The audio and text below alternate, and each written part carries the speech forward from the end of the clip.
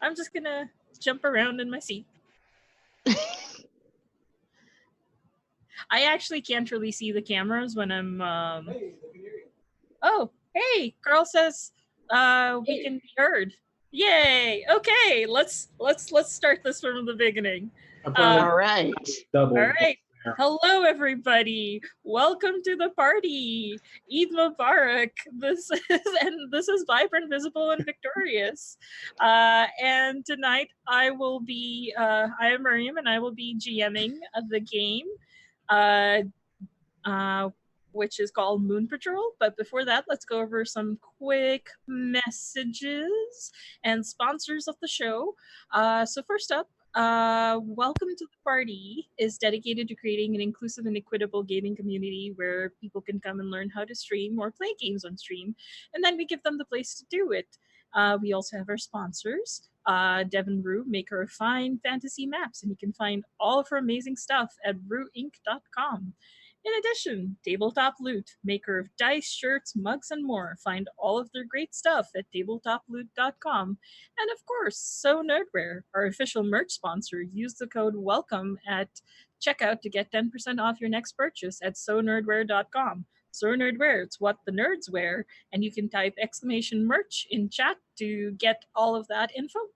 And if you want to support the channel directly, the best way to do it and our ongoing work is through Patreon. There, you'll get interviews with players, mods, and DMs, behind the scenes look at our games from arts to notes, and you'll help us in our goal to be able to underwrite amazing writers, artists, and creators from across the gaming universe as we try to create a showcase of their amazing work here on the channel. Check it out at patreon.com, welcome party RPG. You can use exclamation mark Patreon to get all of that information. And if you like what's going on and you want to join in the fun, you can get on our Discord and keep the conversation going. Exclamation mark Discord in the Twitch chat to get the link. And now, before we begin, I will start by going around in order on the screen. And we will start with Lily. Tell me a little Hello. about yourself. Hi, I'm Lily. I'm Adelie Sun Life on Twitter. And today I'll be playing Vaishali. Awesome. Next, we have Ray. Hello, I'm Ray. You can find me on Twitter at Ray Transitional, though I don't really use Twitter. Today I will be playing Gulbahar. Awesome. And oh no. Um, okay. We will while our critical bard has temporarily uh, left us. Why don't we go with Angela, our very own Phoenix? Yes. Hello there, everybody. It's wonderful to see you all from this side of the table and not on the side that Miriam is currently doing. I'm Phoenix24Fem on Twitter, otherwise known as the Philosophem, both on Twitter and other spots like Patreon. And I'm going to be playing Deepa today. So I'm so excited because Miriam's setting is one of my favorites to get to play in, and we're all looking forward to this. And I imagine our critical bard will return in due time and is probably just dimension doored away for a quick break of some kind while the internet Yes. does. Being The internet has grabbed our fourth player, so perhaps while we're waiting for them to reconnect, we will maybe start a little with our character introductions, and we'll start again with Vaishali. Tell me a little more about Vaishali. Vaishali is a Order of the Nomad Mystic of Banga background. She's a Goliath, and she's actually spent most of the last few years of her life in seclusion while she has sort of mastered her psionic powers that she has. Okay, and Gulbahar, tell me a little bit more about your character. Gulbahar is a human swashbuckling rogue. They are, they kind of did some disappointing stuff, and so their parents didn't kick them out. They were embarrassed about what they'd done, so they kind of ran away to do what they're doing now. They're kind of carefree personality, chill, loves food. She, yeah, she's pretty chill on the surface. Uh-huh. And yeah, our critical bard is back, but while things are settling a little bit, I will continue with Deepa before we get a little player introduction and character introduction from our very own critical bard.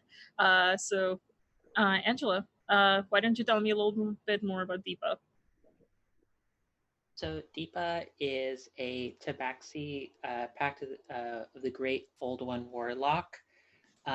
She kind of looks and I think of her somewhere between wandering minstrel and disgraced academic, because she's sort of used to, because of her Banga background, be involved in sort of like the culture, all of the like great places of learning and such in the particular region, and then one day just sort of heard the song, this like wonderful, beautiful melody coming to her, just coming from the moon while she was looking up at it at night, and then she just sort of disappeared for a while, and now she's just sort of reappeared, just wandering and just carrying along with songs and just little performances and dances, and using her natural agility just to perform for what she thinks of as the moon at any given moment, as whenever it's around she's just very happy, but also not all the way there. Okay. So now, Critical Bard, would you like to introduce yourself and where we can find you, and then go on? Sorry. It's like once every 2 days it happens. I'm just like, I hate this. Anyway, hi, Critical Bard or CB Works. You can find me at Critical Bard. Ow, I'm dealing with broken things right now, so forgive me. Yeah, Critical Bard. Most places. And yeah, that's me. I am playing Nefasset. He is a shifter fighter. He's a warrior. But he's kind of doing his own thing. He's not necessarily like taking things into his own hands, but he feels like there's more to the world than just one area. So he's kind of traveling, and if anybody needs help, he's trying to be there. He can be a little aggressive, and he can also be a little reclusive at the same time. Very quiet, but he gets the job done when he needs to get the job done. So that's that. Awesome. Okay, so all of you have traveled. You all have been traveling for a while, and we'll get a little bit into sort of your character bonds and how you all know each other as we uh, get over sort of the initial introduction of the scene. So you have all heard and have traveled to this village, which is in the Western Pahari region, which is a mountainous region where all the towns are sort of isolated in their own little nooks. There's, for the most part, the region itself is just a culmination of cities that are in their own isolated areas. Some of them are up in the mountains, or in the valley. This particular city called Henna is a small little valley city in the mountains where uh, it's prospered over time, and it is known for one of its most famous festivals called the Festival of Sacrifice, where um, people apply. You don't know too much about it beyond there was some historical event that had happened from which a particular die of some sort of auspicious significance was created, and to remember this historical event that maybe when you visit and explore, you'll figure out what the event actually is. Uh, they apply some sort of a paste which stains your hands red like blood to sort of remember that sacrifice. And over the years and time, it's gotten popular that it's like a lot of people come into this town during that event just for that event. And it's a big tourist hotspot during this time. So as you travel north up into the city, you are surrounded by these breathtaking vistas of a fertile valley where the water over there is just sweet. It's like it is so clean and pure and sweet, and it's coming from the mountains that are all around it. The air is fragrant with various wildflowers, and you see that the down is probably enough for like 200 people at the most, but there's like at least 1,000 people showing up over here. It's really like buzzing when you arrive, and it's like maybe 1 or 2 days prior to the festival. And you see the festival, the all the houses and everything is decorated with colorful little banners, and there's all these like merchant tents and stalls, and there's festivity buzzing everywhere. What are you all doing as you approach the scene?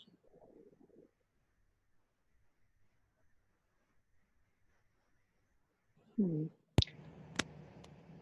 I think Vaishali would probably, she wouldn't be at the front of the group. She would probably hang back a little bit, but be taking in everything. Like she would be looking, like swiveling her head and panning and checking everything out. Gulbahar would be doing the same thing. She's more so near the front, but as she's approaching, she's not like turning her head and looking around. She's like turning her full body and just like looking around as she's like continuing to walk forward or whatever. So just looking at everything and kind of like, okay. Um, Nafasad is probably lingering behind. He's a people watcher. He just it's just part of who he is. Honestly, part of his like race, but he's just kind of not necessarily looking at the event, but looking at the people. If anything looks out of ordinary, I guess he's just watching. He likes to know what he's getting himself into, no matter what kind of situation it is, whether it's good or bad. Um, but yeah, he's pretty much just not so exuberant as the other two have been, but he's just looking and just whatever. He's also playing with his right canine because even when not shifted, they're pretty long, and he tends to just pick at it sometimes. Ipa is just in front of everyone and not noticing at all the reclusiveness of the rest of her group, and is just sort of like just. I'm imagining almost like wandering around with almost a whirling dervish kind of movement everywhere, and just like very happy, like a small child. But I sort of imagine her eyes are kind of turned bright, kind of silver color, as while she's doing this, she's not actually paying attention to anything around her because there's a little small silver pseudo dragon that's just flying around, taking a look at the area and just sort of saying hello to random people in her voice. And just sort of like expressing happiness because the like excitement in people kind of make her happy. They don't like her very much, but she tends to really like people a lot. She never understands why. So I have a bit of a question. When you're doing your whirling dervish thing, are you sort of doing it even though you look unaware? Are you doing it with some sense of awareness, or would you just literally bump into people? I feel like she would actually just bump into people at random. Like like if she does bump into someone, she will apologize, but like it's like, oh sorry, and then just keep doing it. Like she's just very distant, and like she's happy and just trying to like get everyone to feel like and enjoying the whole environment and the whole atmosphere. So, with the other three sort of hanging back, and Deepa just initially bumping into people, but as you're starting to make your way, you're starting to actually clear a path for your friends. As the first few people you bump into don't know what's going on and get bumped into, but the others sort of seeing what's going on because you make a sound when you're like, oh, sorry, and you're slowly kind of creating this like path as people just warily walk away, which after a while, depending on how perceptive, especially I think Nafasat was kind of people watching, you notice this happen. However, this is not the first time something like this has happened. Yeah, so the three of you notice that happening. Do you react in any way, or do you just enjoy the path being made by your companion? So I think Vaishali actually would move up and be as close to Deepa as she would kind of dare to be, and not sort of get, bumped into also, or kind of stepped on as Deepa moves through the crowd. Because if it's kind of causing like a pathway to be made, then she would want to be like right where that pathway is. Like at this point, all these people, she would be pretty overwhelmed because like 10 people is a crowd to Vaishali. So yeah. Oh yeah. There's people even camping, not even like the village first of all is kind of starting to get swamped with the amount of people showing up, but in addition there's like surrounding forests which seem fairly wild and sort of like natural, like it's not really been touched as much beyond what is the reasonable borders of the village. But there's even people starting to camp into the forest, which is you all notice, especially the more perceptive ones. You can see some of the villagers are slightly uncomfortable by that prospect. You were saying, Golbahar? Oh, I was gonna say I'm definitely so I'll have been looking around or whatever, and then as soon as I hear oh sorry from Deepa, I'll turn and look, and I'll just kind of like rush forward, walk forward a little bit to try to keep pace with her, and just kind of like look around at the people to make sure that she's not putting anyone out enough to where it's like an issue. So Yeah, and honestly, Nafasa doesn't really care. He's been around many groups of people, whether it's 1 or 100. Um, he's not affected. If there's a path, great. He was going to end up making one if there wasn't one. So, hey, someone did a job for him. Okay, so as you sort of approach closer to the center of the village, where it seems like some of the more bigger events are happening, you see there's like a bunch of children aged like 8 to like 13 or 14, all dressed in these like elaborate costumes as if they're gonna perform some sort of a play. It's kind of similar to like the Christmas play, sort of the type where the costumes are not terribly well made. Like they put kids in costumes and they're performing a very well known play. You get the sense they're about to do a performance of the legend of the Festival of Sacrifice, sort of a play. And it's about to begin in several moments. These little kids are running helter skelter, getting ready, and there's a bit of a stage in the center, which is raised and open to all sides so that most amount of the audience can sit. And people are starting to mill in and find seats. What do you all do?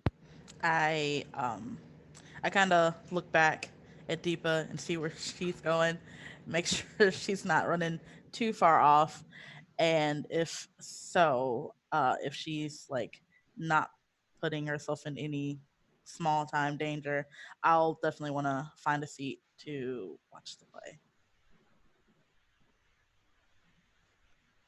Yeah, Vaishali would probably find a seat also, but she would likely like try to like block the two seats on either side of her so that Deepa and Nafasit, if Gulbahar has already taken a seat, so that they could sit next to her, because she would want like people that she knew sitting next to her. All right. What about Deepa and Nafasit? Sorry, but Nafasit's standing. Nafasit is just like arms crossed, just like standing a little ways back, not too far, but enough to get a scope of like the entire area. He didn't really like people behind him. So he's not gonna not watch the show, but he's not a butt monkey, but he just stands back and chills. Okay. And Deepa, what are you doing? Probably finally after a while, sits down at the spot that Vaishali has made sure that I was able to get, and noticing that Nafaset is not taking the other one, just sort of commands the little pseudo dragon to just take the spot. Like the little. You notice after you do that there was space for maybe like 3 or 4 other people. The rest of the aisle stays empty. Like the rest of like the bench. In fact, at this point, you notice nobody's sitting on the bench, which is enough for like maybe 10 or 12 people, except for the 3 of you. I'll lean over at that point to Vaishali and Deepa and say, "Hey, look, we've got competition. Let's check it out." Yeah, and Nafasit, if you would like, give me a perception check as you are people watching and standing. Okay, first roll of the night. Don't screw me over. Not the best 10.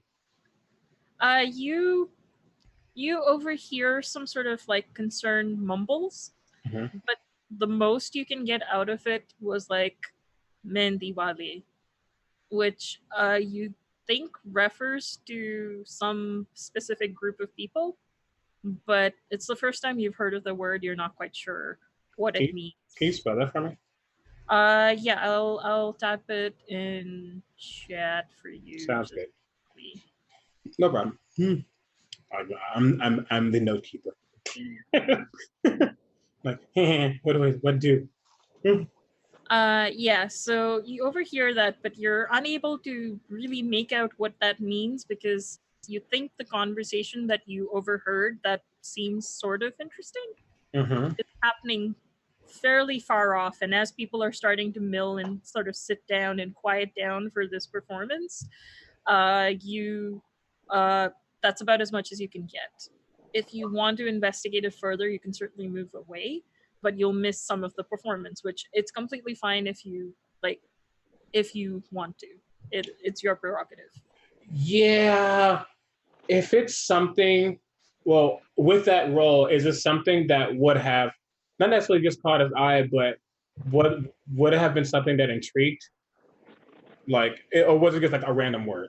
It's the concern and sort of almost the conspiratorial sort of murmuring that caught your eye, that caught your ears more than the word itself. And the most you could have made out of it, because that was the thing that kind of stood out and was clearly said multiple times, it seems like it might be referring to a group of people of some kind. Got it. Yeah, he'll definitely slowly like saunter. Not trying to be like really that noticeable, but he's like, now he's curious. He's a cat. He's curious. They can watch the show. Okay, so we'll get to you in a bit. As people start to quiet down, you see a really crudely erected set. It looked like it's been decorated and made by children. You see what looks to be a very crude background of like 3 or 4 houses, which are supposed to represent the village.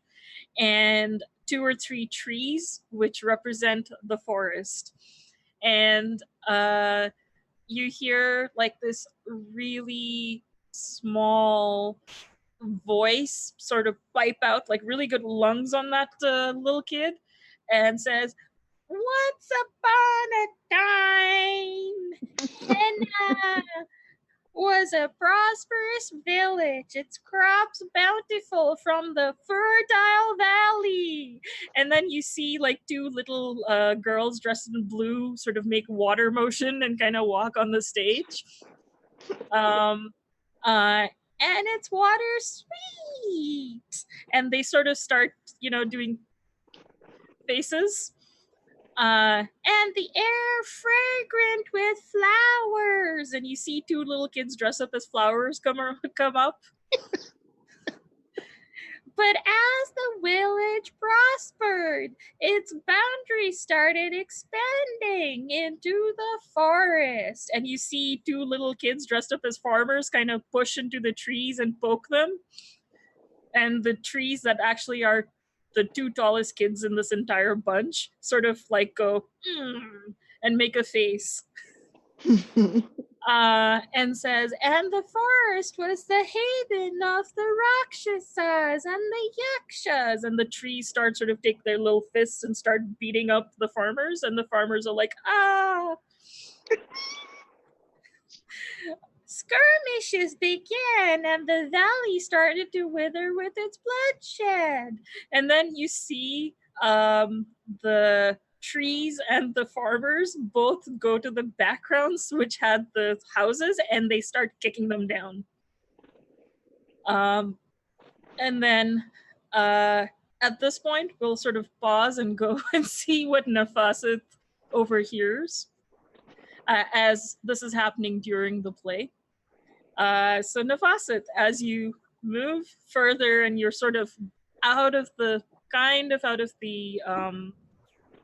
peripherals of your eyes and ears, you're kind of hearing the play going on. Mm-hmm. You spot where you think the whispers are coming from, and you see a group of like 2 or 3, looks like they're in charge or they're like festival organizers. Okay. And they're just whispering and looking very like, now you can actually see the concern on their faces. They haven't really noticed you or paying attention to you because people are coming and going and you're no different. He kind of attempts to get a little closer to being like earshot and tries to see what they're talking about or hear what they're talking about. You can roll it with advantage.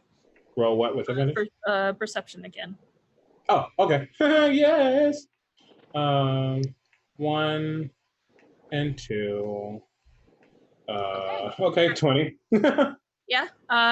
So you overhear saying, we just have one more night before it's time for the festival, and the Mehndi Valley have not returned. What are we gonna do? I mean, the forest is dangerous. We can't just send anyone in there.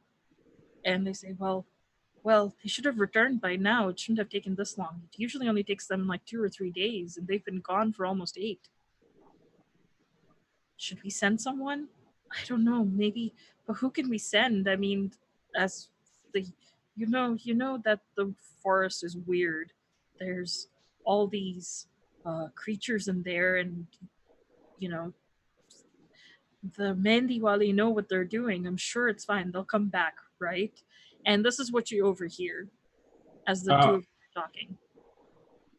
Nafasid actually yeah, he steps out from where he is. And it's not like not like a wall or something he can like lean against. And he's like, is everything okay? And they just get startled a little, and it's like, oh, yes, everything's okay. Please have some refreshments. Enjoy the play. The children spent a lot of effort on making this. At risk of sounding rude, I don't care about the play. Oh, I'm sorry to hear that. Perhaps some refreshments? Let's cut to the chase. You need help. What's going on? help? We don't, I mean, no, we're fine. And then the other one sighs and says, well, there are some people missing, but it's okay. We're taking care of it. I mean, everything will be fine. I mean, and then sort of sizes you up. Can I insight check him? See if he's Sure. to be fair, he doesn't believe him. 15. Yeah, they're totally trying to have a brave face about it, but they're well and truly screwed. He steps forward, his arms go behind his back. I do not know what's going on, but I don't leave when I know there's danger. You don't know me from the next person walking, but I can be of assistance.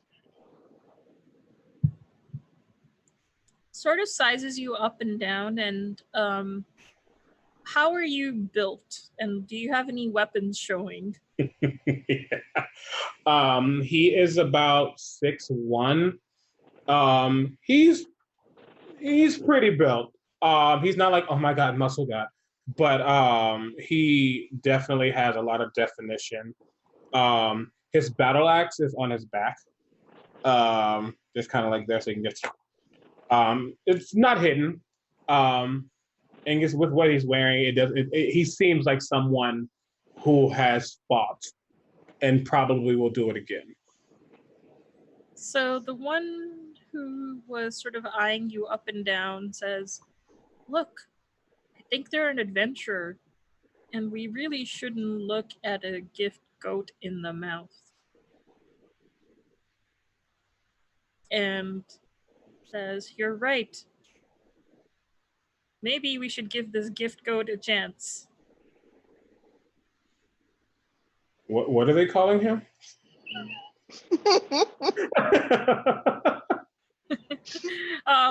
It's sort of a localization of like, don't look at a gift horse in the mouth. It's like he's just staring and his eyebrow is cocked. Like, I'm sorry, what? I'm so sorry. I mean, let's talk after the event. Perhaps meet us and points to a particular house. Meet us in about an hour. Maybe you might be able to help us. I'm traveling with 3 others. I'm sure they would be of assistance as well. I'm sure they're itching to go on an adventure. And he says that very sarcastically. So I'll see you in an hour then. Yes, please have some refreshments. He doesn't even give refreshment. He just kind of walks away. And back at the play, at this point, the kids have broken down the house and the trees and sort of like taking out these wooden sticks and are like beating each other like in a choreograph. At this point, at that point in the play, Gulbahar is just like leaned forward and like has the brightest smile on her face watching this, and she's like super entertained right now. Yeah, Vaishali is definitely entertained too, though she probably isn't like showing her her entertainment quite as effusively as Gulbahar, but she would definitely be leaning forward in her seat also and like looking at the kids like with a rapt expression. I'm kind of imagining like the barometer of excitement, like the scale goes from like Vaishali to Gulbahar to Deepa, because Deepa is like clapping along like to a rhythm that probably doesn't exist to anyone but her. And like her little pseudo dragon is like whenever the kids are doing like excited little yells, is like bobbing his head along like with it, just very excited. And I'm kind of imagining not with the intent to ruin, but just to add to it.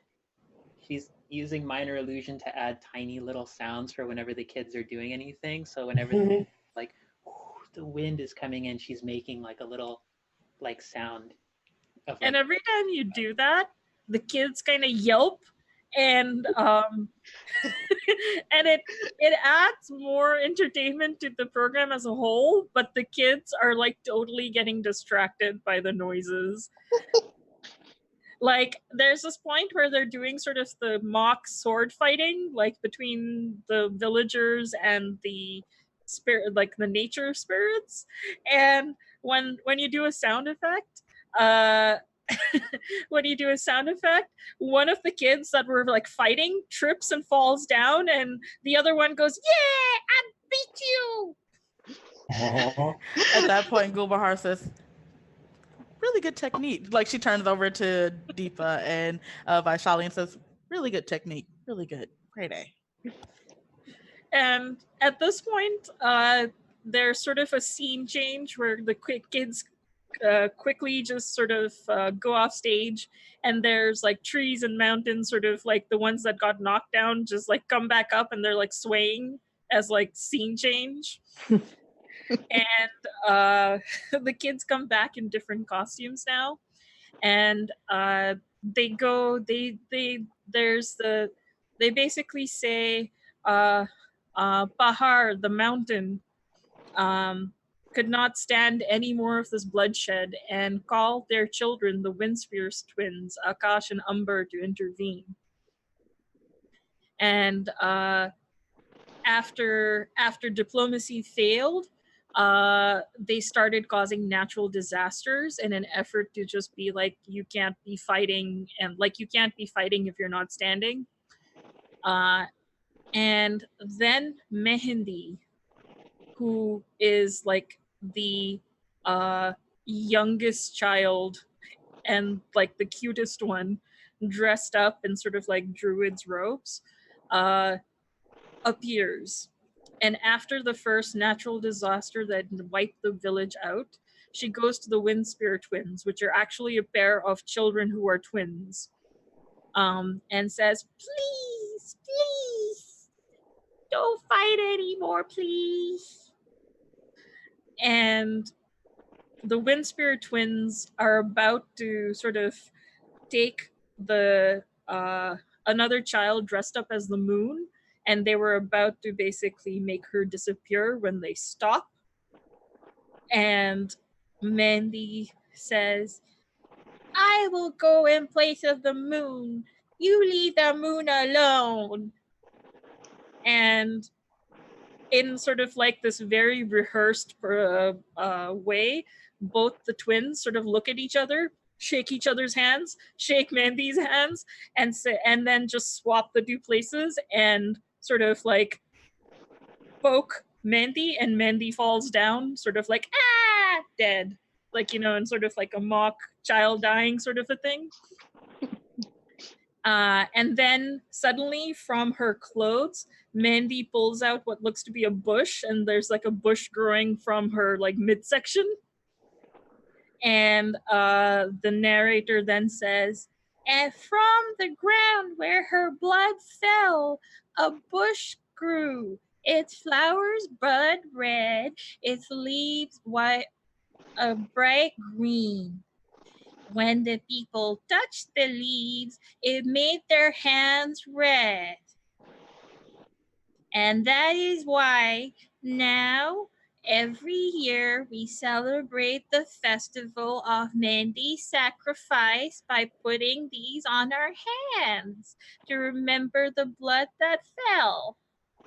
And then all the children line up and sort of give a bow, and even Mandy, with her little bush growing out of her midsection, stands up, and they all sort of like bow down for clapping.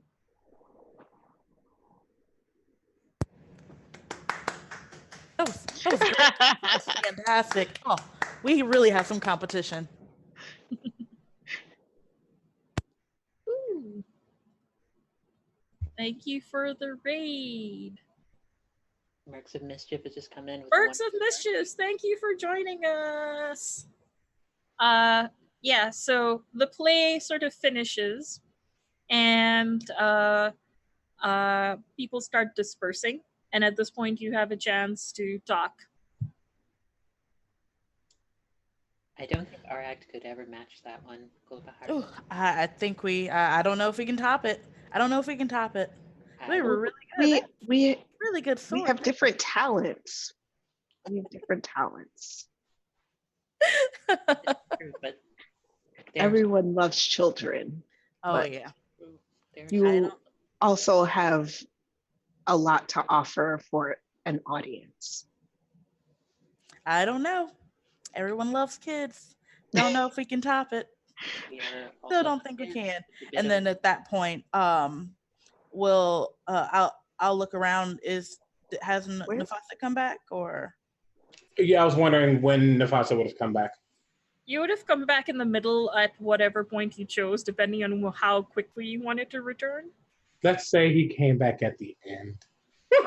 It took his time coming back. We just see my little dragon just like roaming around trying to look for you once we all realize, wait, Gulbahar, where is Nafasa? You said the pseudo dragon looks for. He probably found him, and Mufasa just shakes his head. You hear coming out of the little pseudo dragon's mouth. You hear my voice, and it's just like, hey. He like a subtle like roar, like meow roar that like tigers do, like like what comes out of his mouth. Like okay, stop.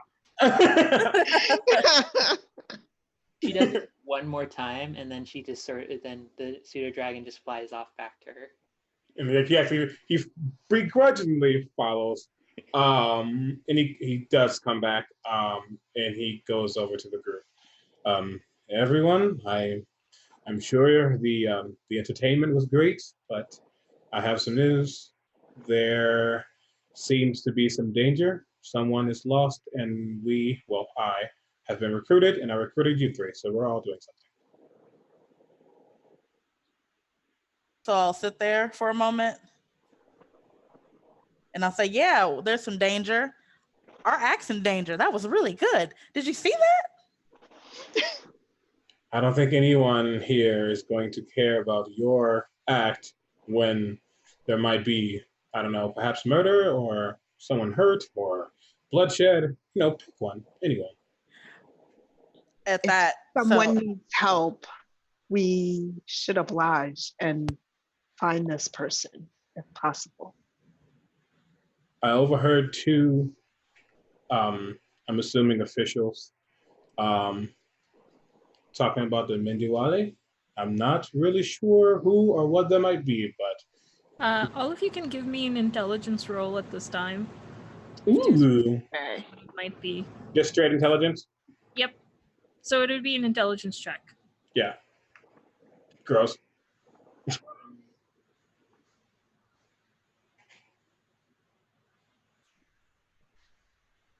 Nice, Gubahar. Yeah. One of us at least. Someone. So Gopahar, it sort of hits you like as you're watching the play that maybe the Mehendi Wale refers to the people who go harvest the plant every year to make the Mehendi for this festival. From watching the kids play, because the little kid, oh gosh, she was cute. So at that, like seeing like the seriousness of the situation, you'll see like a focus come over Gulbahar, and she says, "Oh, that's not good. So there are people looking for help." They were really looking, but they didn't know how to ask. Just based off how they interacted with me, I offered my services because, as you know, I can't not help. Might get me killed one day. Anywho. Well, or are we supposed to be meeting? Are we supposed to be meeting them, or how long has it been since I met them versus when I got back? Like probably another 15 minutes before the hour is up. Okay.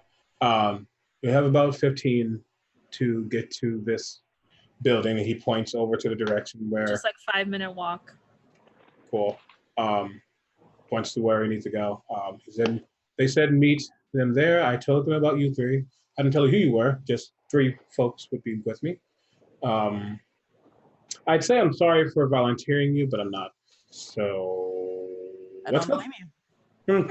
And at that point, so as you say, 15 minutes, Gulbahar will kind of look behind you and say, "We've got time. I want to grab some food."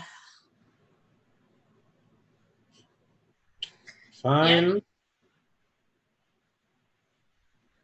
Good. Yeah, you definitely catch. There's definitely quite a few stalls selling food, as well as certain places where food is offered like freely, samples. A lot of them are meat dishes of like goat or beef, or their sweet dishes, which are made out of various fruits and dairy and cottage cheese, or like rice pudding. Yeah, you can make a good meal out of it. Although you probably don't have time. You'd have to really scarf it down to make it on time. I don't plan on scarfing it down and bringing it with me. Yeah. So I go and get 2 of whatever the best looking thing is over there. So 2, as in 2 of each. So 2 of something savory and then 2 of something sweet.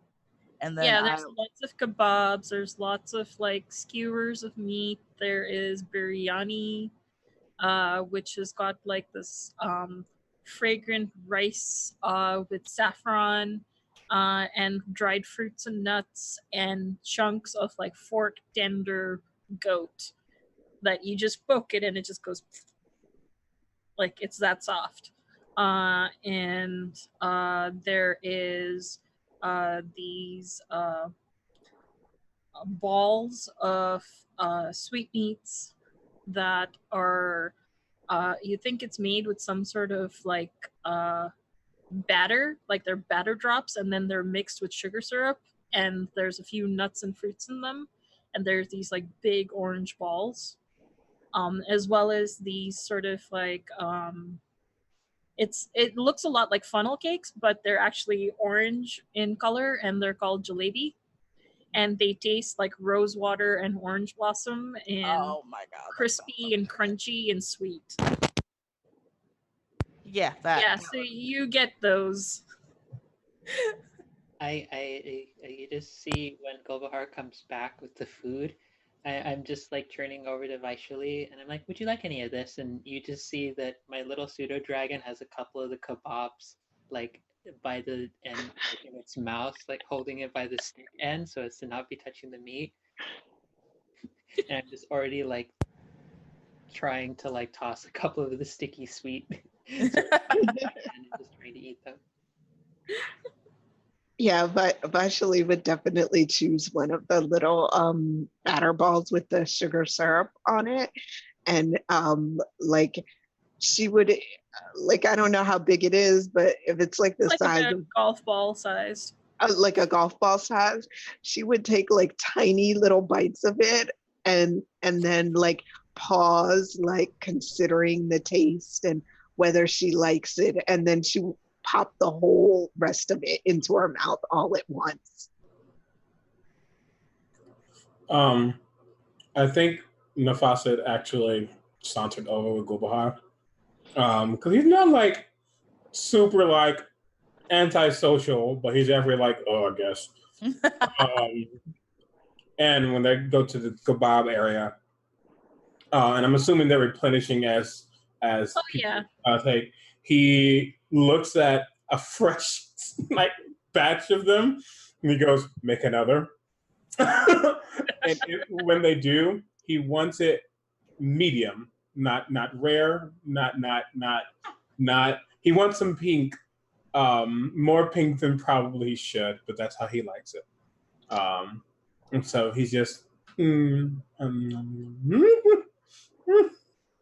probably some pink is like dripping down. Oops, but it's actually sort of stained or various colors of like green or orange or white because they're all marinated in different spices.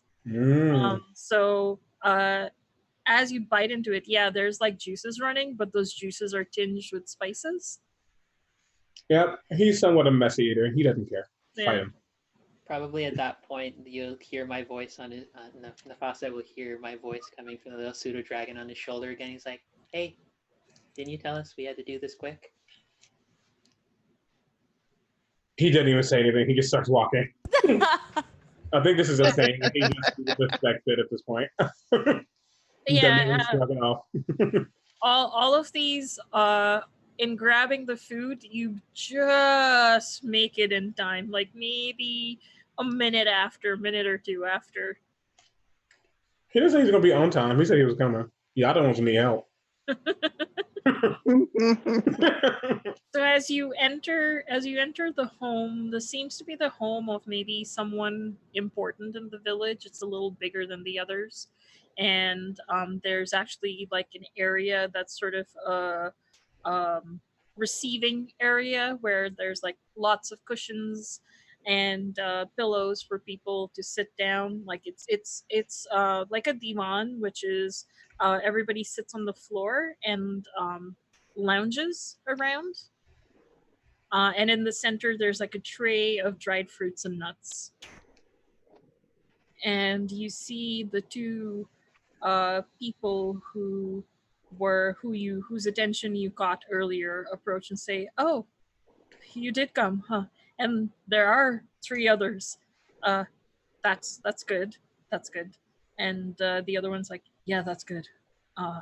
Maybe they will be able to tough. Maybe they're as strong as the Mendiwale and they're able to bring them back." So, anything you want to tell me? What can we do? What do we need to do? How do we do it? These are my associates. He would call them friends, but nah. Yeah, so at this point, the one who kept asking for refreshments, it seems to bear their nervous tick, is like, "Refreshments, anybody? Oh, I see you all reloaded up." with my mouth full, I say yes. Yes. And he does and you see 2 veiled figures show up, and there's like, and he says, "Refreshments for these wonderful guests, please." And those 2 skittle away. And as you are talking, they'll arrive about 5 minutes later with these big jugs of water and juice to offer everybody. But as they sit down and face you, the older gentleman says, "Okay, so the first thing I'd like to say is, can you be discreet?" I do we think need to? the majority of us could manage that, yes. The majority? It's a numbers game. We balance each other out. So, yes. Look, our entire festival depends on our Mendiwale coming back with what we need. And we would be ruined if we didn't have them for this festival. We will do what's necessary. Okay. Well, usually 10 days prior to our festival, the Mendiwale go on their own. They're very capable people. They are able to negotiate the dangers of the forest and harvest the Mendi that we can make the paste for the festival so that everybody can color their hands. And they haven't returned. They should have returned days ago, but we are a day away from the festival and they are not back. And we're concerned that they may not be back, which would be very bad since we need the paste, the henna paste, and their expertise to have everybody's hand stained tomorrow. So if you think you can manage what lies in the forest and find them, you all can, one of you can track, yes? Yes. We should be fine. I say I after think we'll be swallowing able to the fleck manage. bomb. Okay. What you keep saying what's in the forest. What should we expect? Well, I mean, there's wild animals, wild beasts, there's rakshasas, yakshas, partly why partly why we don't want festival goers camping into the forest because, well, they've been a little irritable if we go into the forest. The Mandiwale are the only people who are able to traverse safely and return. Yeah, I think we should be fine. I look at them and I say, we're a great group. We've got I'm, some good balance. I think we should be fine. Good, I'm confident in our abilities. because you might be our only hope at saving the festival at this point. If you can do this, we'll see if we can get a little something for you as a thanks. How much time do we have before we need to return? 24 hours. They need to be here on the night before to make sure everybody gets the henna to stain their hands. I mean, we have a backup, and the younger gentleman gives the older gentleman some serious side eye at this point and says, "We are not using lac. Nobody wants to have bug juice all over their hands." Not as bad as it seems. It sounds a little unpleasant, though. Well, lac is actually the word for lacquer, which is made from the cells of from the shells of like shellac, the bugs, um, and it gives this very pleasant, very glossy red, but it's not. It doesn't have the same color as Mendi. Mendi is more sort of like a reddish brown, like. Okay, well, if you haven't realized, you're looking at a humanoid figure, a big giant woman, and two cats. I think we'll be fine. Yes, and noticed how uncomfortable Vaishali might be a little because this is like a house made for like Yeah, 5-6 foot people, and we're almost touching the ceiling. yeah, yeah. She's sort of bowing her head almost so that she's not like right at the top of the ceiling. Yeah. So the older gentleman says, "Well, uh, the people you're looking for is 4 women who are about 5'7". They wear sort of brown greenish clothes, the clothes that trackers and trappers wear. They'd be wielding some bows as well as some tools, and some baskets to collect the Mandy plant. Uh, yeah. Um, I don't know where exactly it is in the middle of the forest, but it's somewhere in the middle of the forest. The forest is big. It's big. In fact, it feels sometimes bigger on the inside than the outside. They should be together, correct? I'm hoping that's the case. Okay. Okay. Well, if we have 24 hours, I would say we need to head out. Is there anything else you can potentially help us with? Like I Again, not to be rude, you seem like you can't do much yourselves, but perhaps you have something you can give us that could be of use. I mean, we have an herbalism kit we can lend you. Maybe it might help against anything in the forest. Sure. And they go and they get this like small little box which has a couple of herbal base and powders that you can use for like cuts, poisons, bites, and stuff like that. If you're proficient with it, then you can it's more efficient. Otherwise, you probably would need. You could only really use it on a long rest to do any long-term effects. I am not proficient in it, but just saying. Is there anything else you would like to warn us about that might potentially kill us?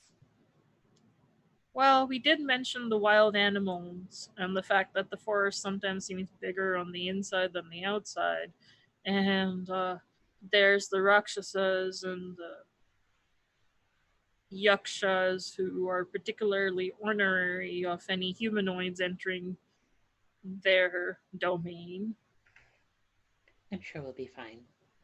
We'll be certain to get people back as soon as we can.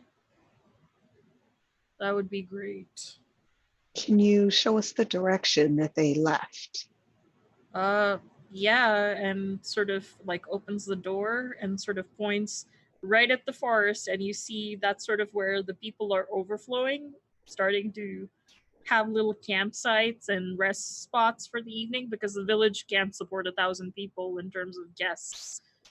So there's a lot of like, imagine like, I don't know, Coachella or some big festival Coachella. Sorry, I was trying.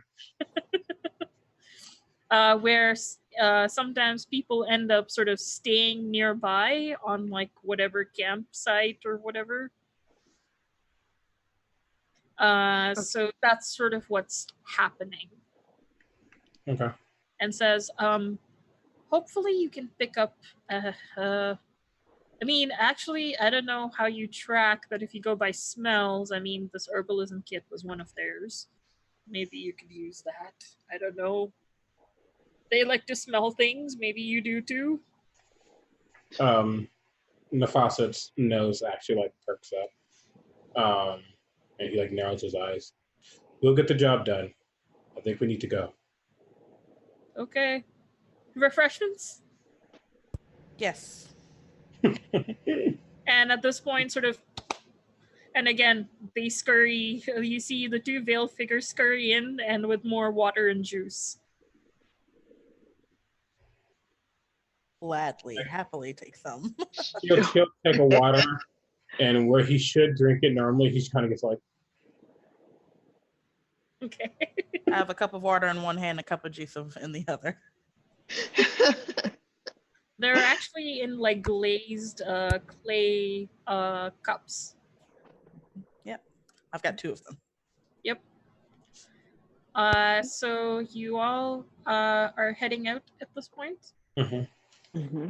So as you head through, you notice like as the night is sort of getting older and the moon is sort of like almost a half moon at this point. You think when the day of the festival is, it'll be at a pure half moon at that point. Sorry, it'll be okay, I'm definitely getting it wrong because it goes from new to full to back to new. So it'll actually be close to a full moon by the time the day of the festival is. So it's approaching a full moon at this point. And as you leave, and sort of, there's not that much need for light because of the position of the moon at the moment. There's enough moonlight and starlight to make your way. You see at different fires, especially the ones closest to the forest, you see people taking a bunch of herbs, rolling it up, and smoking it. And there's this sort of like different odor coming out of it. It's not like a usual, what you would think of like smoking herbs. They're very mellow, and you notice that they're picking up little mushrooms and also chewing on a bunch of them, and very chilled out, a lot more chill than you think normal people would be. And some of them are just kind of like,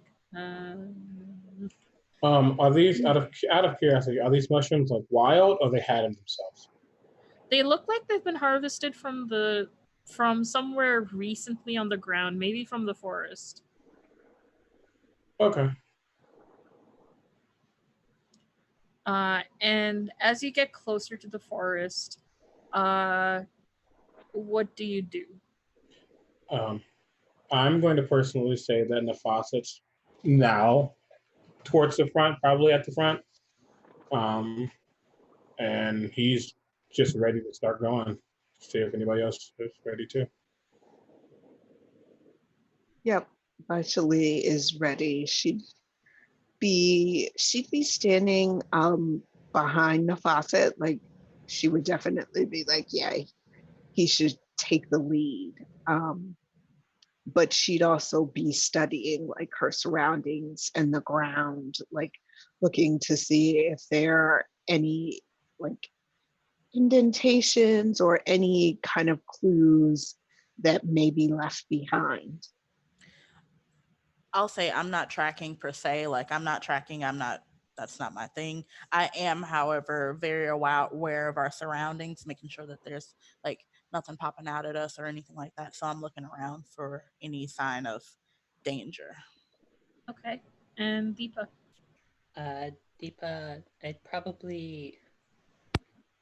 Deepa is probably like wandering just to and from each of the little groups, like not actually going up to them, but just like wandering by them and like looking at what they're doing and just kind of like, I think in her mind thinking like, oh, it's nice for everyone to be as calm as I am right now. It's so wonderful to be around such like easygoing people, but also like will telepathically send a command to the little pseudo dragon to take like an aerial view of the forest to see if he can get a look at anything from a topside view at all. Are you sharing senses, or are you just asking to scout? As far as I know, I can see through. Let me just double check because I think. Yeah, but usually that means when you're using their senses, you are basically blind and deaf on your end. Oh no, that part of it I'm fine with. Yeah. I'm fine if I'm actually like. Oh, that's what I'm asking. Are you asking whether Yes. they're going to use their senses and come back to you, or whether you're sharing your dragon's senses when that's going on? Sharing dragon senses. I want to be able to see what the dragon's doing, which I know is going to leave me, like you said, blind and deafened. If that's the case, then I'm helping Deepa. I've seen this before, obviously. I've seen Deepa do this before, so I'm assisting her with I just sort of glaze over and like half crescent moon silver like light just sort of covers over them and just sort of send the dragon to see if I could get a view of the forest. Okay. So Deepa, you can make a perception with your familiars perception bonus, as well as if they have the advantage on anything, then that would apply. Nefasset, however, you need to make your perception with disadvantage, and I'll tell you why in a second. Unfortunately, that is only an 8 on my end. Okay. With advantage. Of course, almost 23, so 10. Okay. And then I think was Vaishali also doing perception? Yeah, she's like then she's you also do it at disadvantage. What time of day is this? It's night, and it is close to like 9 or 10 in the evening. Okay, so I'm gonna say she's also using her goggles of night, so she has the dark vision. Okay, that's still done with disadvantage. Right, but I'm just saying that, like, so you would know that she could see. Oh yeah, I wasn't basing it on. I didn't even actually check whether you all had dark vision. So that tells you how It's perception or investigation? perception. Investigation. Oh, excuse me. Bless you. If you were tracking, I would have said survival. Okay. But just doing sort of a perception to kind of get your bearings. Okay. So the reason why you're having disadvantage as you're sort of entering, you're on the boundary of the forest and you're heading in, is because every time you see tracks that look like they're viable, you see multiple other tracks. And you see sort of almost debris of like broken clay cups, garbage, and other things that are completely blowing you off track because fucking campers. And it makes you lose about 2 or 3 hours before you start actually getting somewhere where you're like, okay, there's no campers here. I think we're maybe getting onto the right path. Deepa, as you share senses with your familiar, first of all, describe to me how how that happens, how you feel, what your character is experiencing. I sort of just imagine it as like again, whenever I lose sort of my senses of what's happening around me, Gulbhar would be able to see sort of like half crescent moon. So like if you imagine the whole of the eye sockets now, the color within it is gone. It's black except for half crescent moons along sections of it. It's sort of like what Deepa sees is a silver thread that looks like sort of like the strings on a harp that's just playing in her mind this really beautiful music. And she's interpreting whenever she's sensing through the dragon's senses and vision or what have you, she's interpreting sort of the vibrations that's happening through that sort of harp string as what she's seeing from the dragon. And so I sort of imagine like when the dragon doesn't see well, the rolls are not great. It's like she isn't able to pick up the vibrations very well. Yeah. So even with advantage, as you're getting a good aerial shot away from the people, away from the camps that are on the edge, the problem is that there is very uh, thick tree cover, which kind of blocks you from seeing anything on the ground. You do get a better view than at the surface where there's campers, but it's just really hard to see because of the trees. Uh, do you continue using sharing the senses, or do you stop after a while as you start to enter the forest with the help of Gulbahar? I call the dragon, the small little pseudo dragon, back and get my senses of the area. I don't want to put them at risk. So I just have them come by and just sort of sit on my shoulder and just sort of like do the little like cat nuzzle things where it's like yeah, yeah, yeah. Okay, so as you all enter, and you've kind of cleared away from the bulk of the people who are here for the festival and the campers. Uh, First, I'll start with Veshali and then Nafasit. Tell me a little bit about how your character would track. So Vaishali would be paying attention to her surroundings. She is kind of used to sort of having this kind of meditative state where she feels everything, feels and hears things that are going on around her and takes all of them in and like acknowledges each sound or each sense that she gets. So she'd actually probably be walking pretty slowly, being very deliberate and possibly even pausing and closing her eyes every once in a while and then looking down at the ground. Maybe she would bend down and like sift the earth or whatever is there through her fingers. And Nafasit?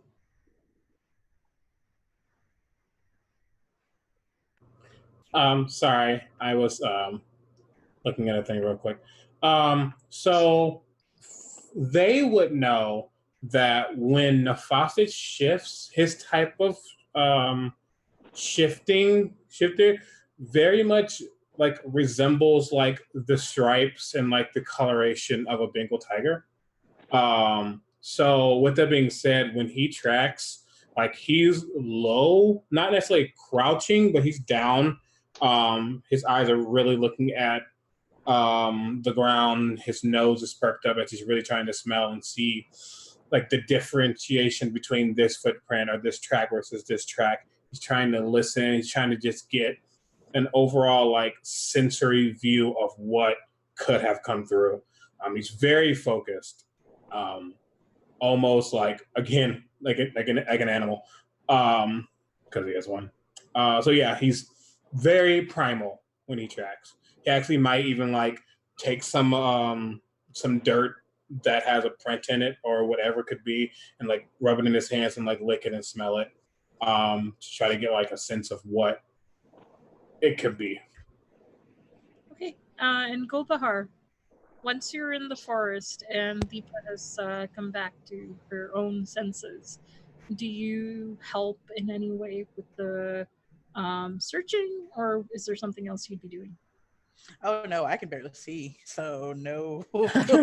I'm like trying to focus on Nafasa and Vasali's backs and trying to make sure that I don't get lost. I can barely see at this point. Okay. Would you like to get some sort of a light source up, or Anybody gonna produce some light for me? I say like out loud while they're tracking. Anybody light, please? you do have? I believe if you've gotten like explorers or dungeoneers back, there would be like torches in them. Yes, Veshali has some torches that she could light and hand one to Gulbahar. I have some too, but I'm kind of asking in a way like, should we produce light, or do you guys want to I see. dark to be stealthy? So that like that's kind of the connotation of her words, while like as she's like whispering while you guys not trying to disturb you while you're tracking, but just kind of like, hey, light maybe. I won't lie. One, the faucet isn't paying attention. Two, he's not answering. Three, he has dark vision, so he doesn't really need it. His eyes are like slant like a feline too. I mean, he's completely in the zone right now. This is his element. So Deepa reaches back and grab your hand, Gulbahar, and you just hear, and it sounds like you hear her voice in your head, because I'm using awakened mind in order to sort of telepathically speak to you, but it sounds like her voice as though it were echoing throughout a like very deep subterranean cavern. But I'm just sort of like narrating like what I see ahead of me to make sure that you don't misstep over any part of it. I imagine like that's sort of the back and forth that we have, that whenever I lose my sight or my vision, you help me out, and whenever we're in a place that's a little bit harder on you, I'm able to do the same for you in return. Yeah, because I think Vaishali would probably be pretty deep inside herself also, like not quite in the same primal way as Nafasit, but very like kind of calm and maybe even seem like very still and maybe even seeming like she's not quite all there. And since she has the goggles of night, she probably wouldn't have even realized that there was a possibility that one of the party wouldn't be able to see in this situation. Okay.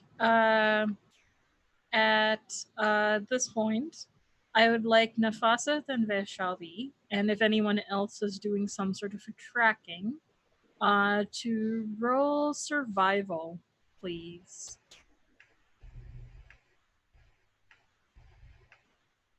haha. So that was really bad. especially has no survival skills. It's funny because she's like, what? She trips over a root. Like this is like, it's funny because even in the shifting racial traits, it's like you can tell that they're made for this type of thing. Like, he's ready. Let's go.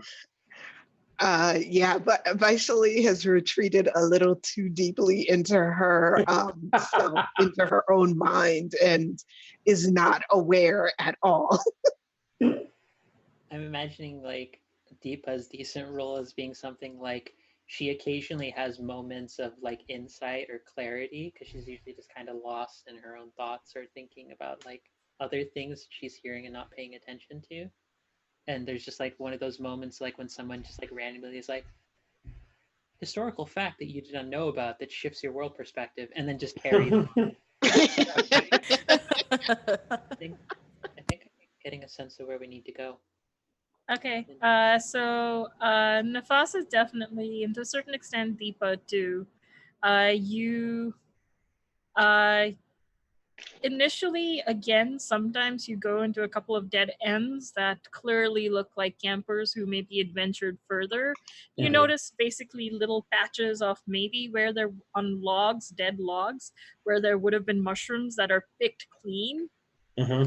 As well as certain leaves. You're like, wait, why are they smoking pine leaves? like there's just like there's like these rough patches of natural vegetation where clearly some creature that's not an animal picked a whole bunch off. And you're pretty sure some of the leaves in here are either poisonous or itchy. And they've been picked clean in certain tufts. And you just shake your head and it's like, people. And facts. and you eventually, there's a couple of false starts, and you slowly make your way into where you think you're getting close to the center of the forest, and you realize that the two gentlemen that spoke to you were right. This forest seems infinitely larger on the inside than on the outside, because you're pretty sure just from the outside the forest was maybe like a couple of miles in any direction. You felt like you've already traversed that and more while traveling in this. You're not quite sure what's going on here. And as you reach, go ahead. Sorry. Yeah, and sorry, if you have something you want to say, you can go ahead. Nope, I don't. Go ahead. And as you reach where you think you're going in the right direction into the heart of this, no, it is not called the TARDIS.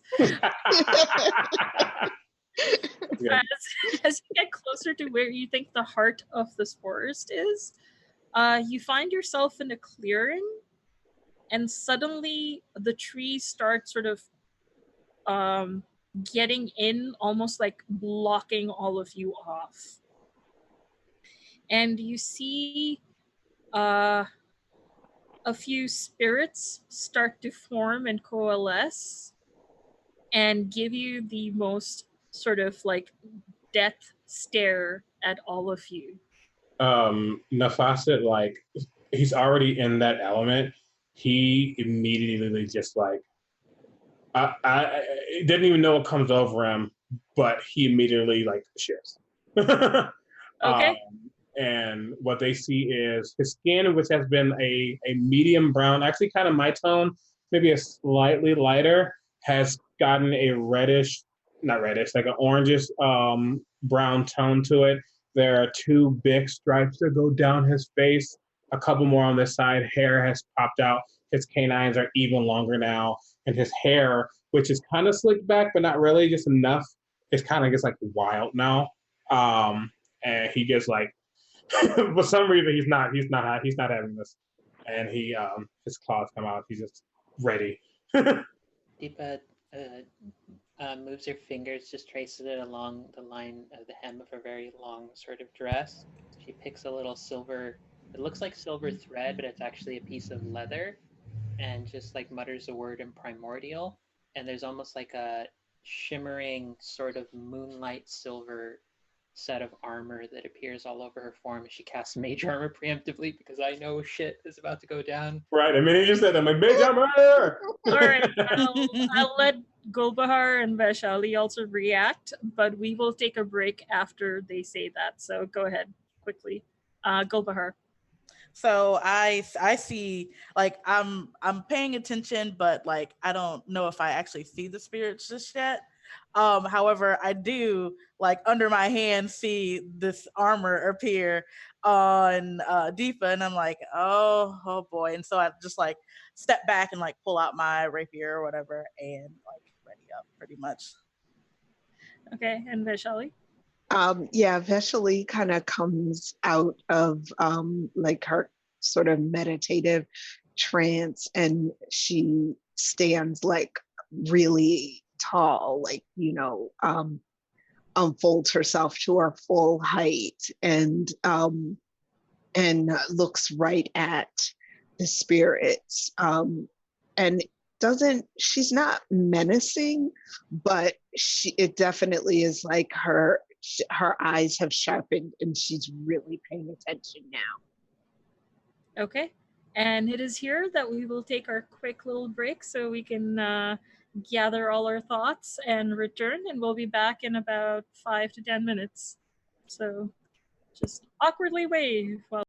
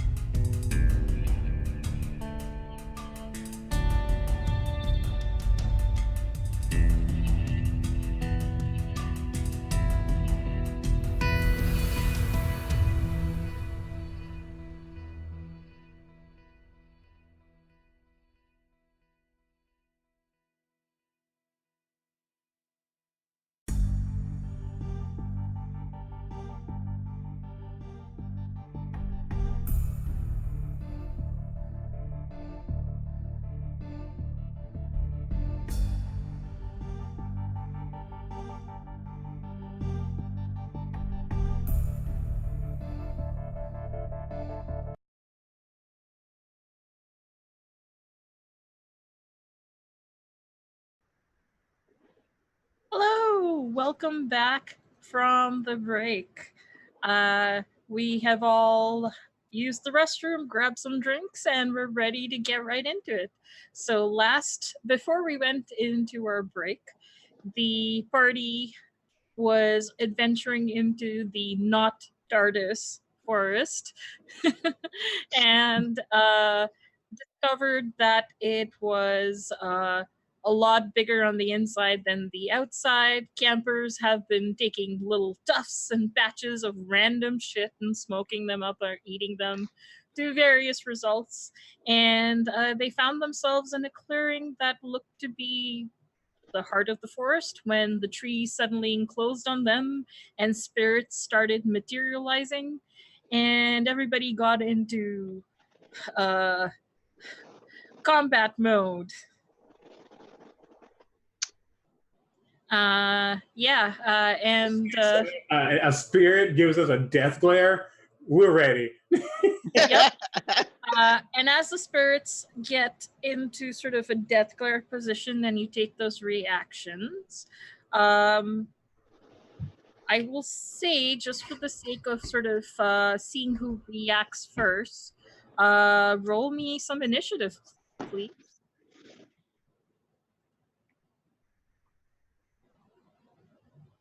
Wow. So I think. Oh, Wow. no. What is up with Vaishali? Oh, I like 2023. Right? So focused on everything, like internally, it's just like, but Ashley, no. What is Deepa's dex? They both are the same. So what I'll do is when I will, between the two of you, decide who would like to go first. Or if you can't decide. Going first, if that works. You said what?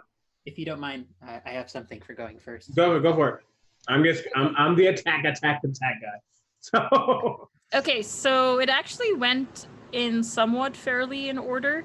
So Gulbahar, you have a chance to react, and you notice that the spirits are not, they're looking menacing, but they're not attacking. It looks like they could certainly swoop down and attack, and they could have as they got the jump on you, but they seem to be just watching and staring at all of you. Okay, I pulled out my rapier, but I'm also gonna pull my shield off of my back and like just kind of hold it up and walk forward a little bit. Not like in their space, but walk forward a bit and squint my eyes and like stare at the spirits and just make sure like none of them are approaching. So kind of like in a more protective stance or like a ready in stance and protecting. I kind of step in front of Deepa actually, and like pull my shield out and like just kind of ready up and squint my eyes and like try to focus my eyes on the spirits in the dark or whatever. So, but I don't actually do anything at this point. So. Okay, so Deepa, you said you wanted to go first. Just for the sake of not talking over each other, we're going you first and Nafasit, but in like actual time, you'd be reacting somewhat in tandem. Okay. So to be clear, they look like they could become hostile, but they're not making any aggressive action at this moment. They seem to have gotten the jump on you, so they certainly could have reacted, but you just get the sense that they're almost waiting for something, or you're not quite sure whether they're waiting or they're just sort of like watching, but they have made no hostile move beyond sort of enclosing you in. In that case, I would like to use Awaken Mind just to reach out to try and communicate with them and just sort of state what is going on. Do you need us anymore? What language are you saying it in? The thing is, it doesn't need to share a language to understand what I'm saying. It just needs to be able to understand at least one language, but I'd be picking Primordial, if that makes a difference. Okay, so you say what is going on? I say, what is going on? Do you mean us harm? Okay. You'll get a reaction to that momentarily. Nafasit, what are you doing? You're muted. Anywho, as I was saying, he is just like crouched and like his nails are really sharp right now. And he's just waiting. Um, and he does grab the axe behind him and just holds it down. And he's readying if these spirits run at him or run and within 5 feet, he's swiping. So Okay. Vaishali, what are you doing? You notice your companions all tensing and readying to strike at any moment. Mm-hmm. You also get the sense that there's almost like a bit of a standoff happening. Right. So because she's not really aware of what Deepa is doing, Vaishali is also going to try to telepathically speak to these creatures. So it's pretty much the same thing as awakened mind. I can telepathically speak to any creature. You can see within 120 feet of you. I don't have to share language with this creature, but they do have to understand at least one language or be telepathic themselves. And I think I'm going to go for like what do these creatures look like? Do they? They look, a couple of them. There's like about 4 of them. Two of them look almost barkish and have a bark like texture with some green like moss or lichen sort of running through it. But they look humanoid, but like bark, like tree bark skin sort of a texture to them, long and willowy, and and are about like 8 or 9 feet tall.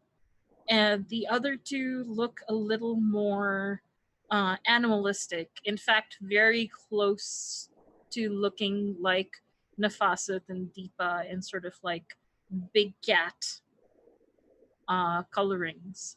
But they're more they're just more like black fur, like almost in the dark and in the night. They almost blend into the surrounding. They're like almost panther like in their color and fur, but they're all slightly translucent, as if they might be ethereal, but you're not sure. None of you have actually touched or approached them. Okay, she's just gonna say it in common because I don't think, like, I think she would be like, Bongan is probably not gonna be very far away from Banga. Right, yeah, like she knows that she's traveled pretty far from her homeland. So she would say it in common. She would try to communicate with them in common. And I think she would just say, we mean no harm. Please tell us what you're doing here. Okay, at this point, you see initially one of them sort of twitch around the time Deepa did her telepathic bond in a sort of like, oh, interesting. And then another sort of twitch the second time as of like, impressive, sort of when the second telepathic communication is done. And then all 4 of you in your heads hear, impudent little creatures.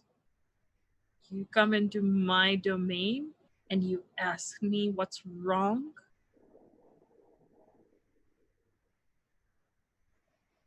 You have trespassed into my territory. You and all you other puny mortals. The faucet just like growls, like the deep guttural. Yeah, he's not happy. And you hear the two that are sort of panther sort of coloring just sort of look at you. Their eyes sort of glow a little, and they give back at you and bare their teeth and fangs. But they haven't moved to do anything yet.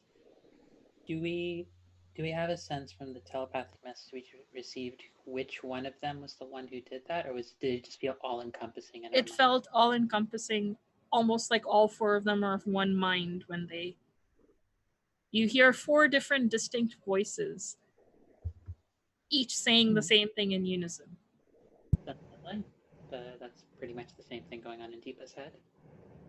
Yep.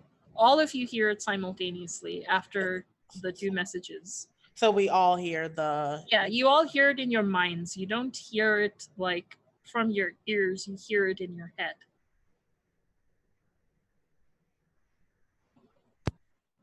And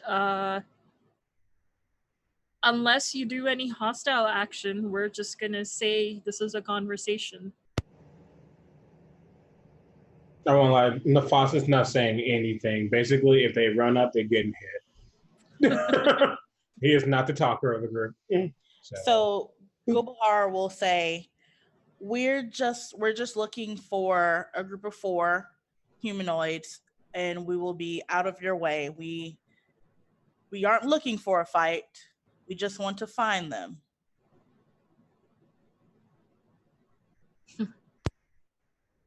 And I'll say that out loud in common. And you hear a chuckle and says, "Oh, the Mendi Valley. They're fine. They'll be fine. We just want to make sure nothing interrupts us for the next few days." How would the Mendi Valley be interrupting you? Well, if they don't get the Mendi and return, then there won't be any festival. If there's no festival, there's no more people. No more people to desecrate our home, to take things that are not theirs, to leave things that are not ours.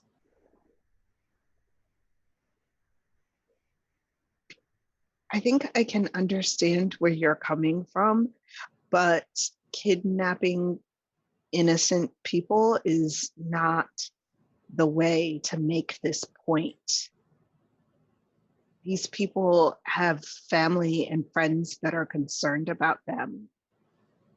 Please let them go. Oh, they'll be let go, like we said, after a couple of days.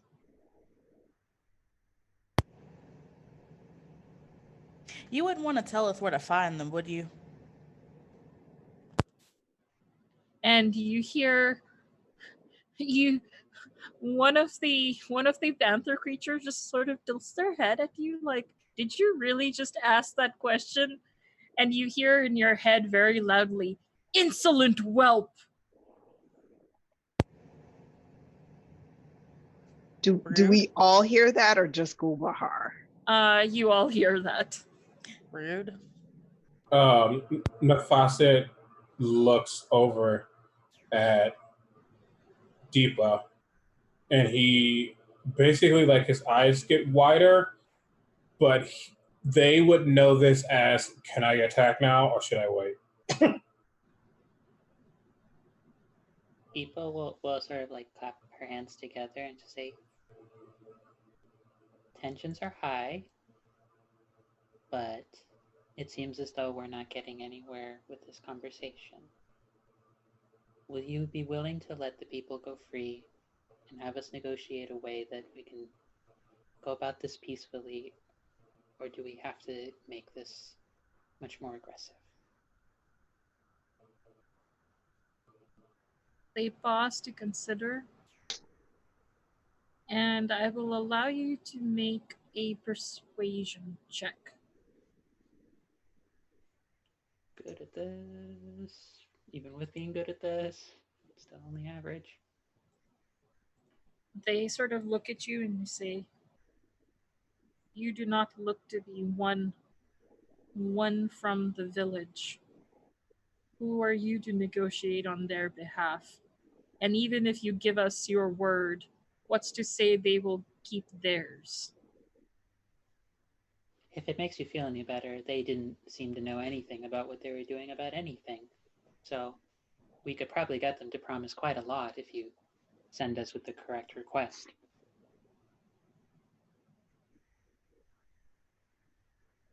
They pause and they say,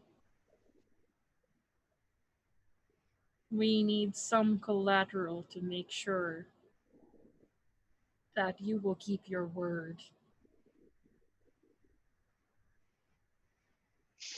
What can you do to make sure that you will keep your promise?"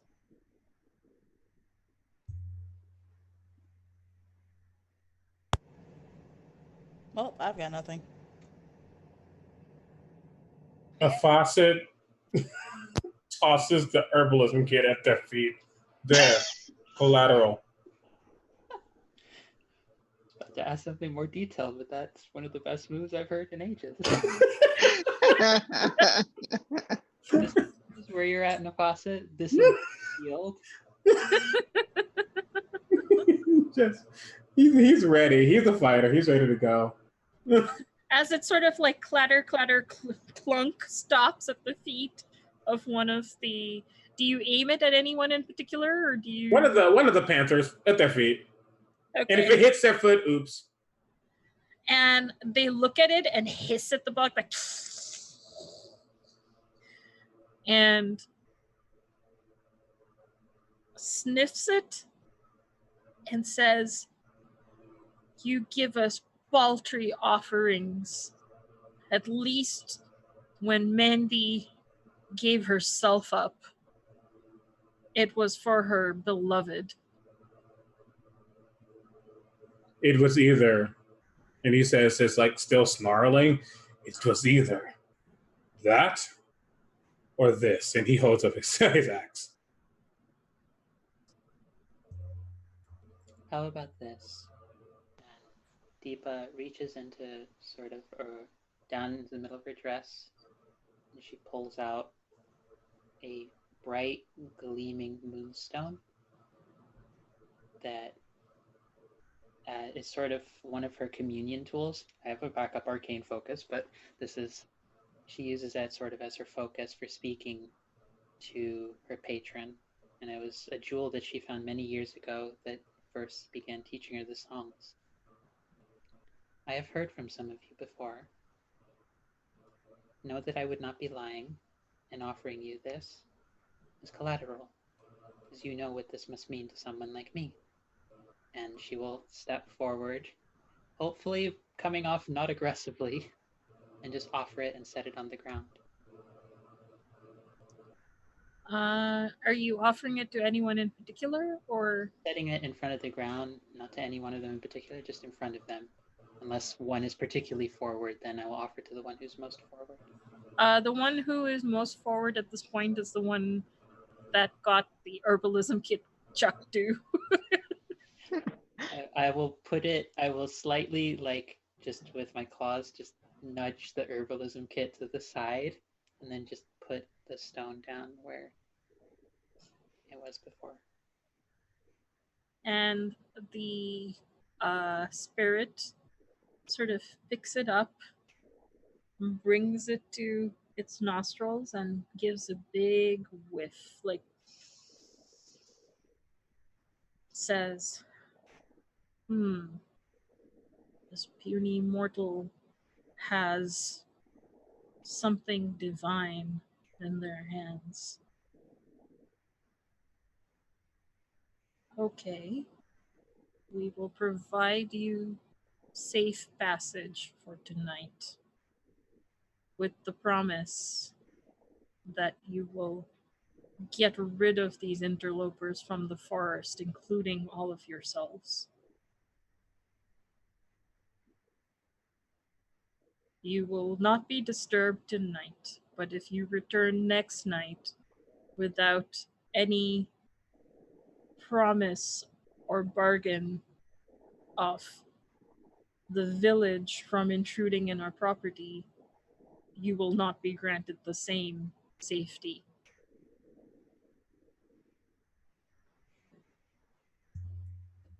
We just wish to retrieve the Mendiwali, and then we will leave.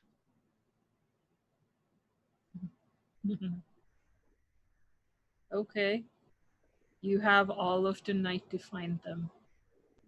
If you are here at dawn, we can't guarantee your safety. And you start to see the figures sort of fade away, and the trees no longer looming into you and sort of enclosing you. And Nafasit, give me a dexterity saving throw, please. Okay.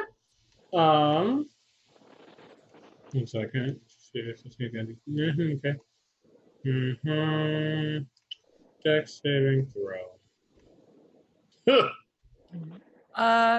Take 1 point of damage as you get beamed with the herbalism kit.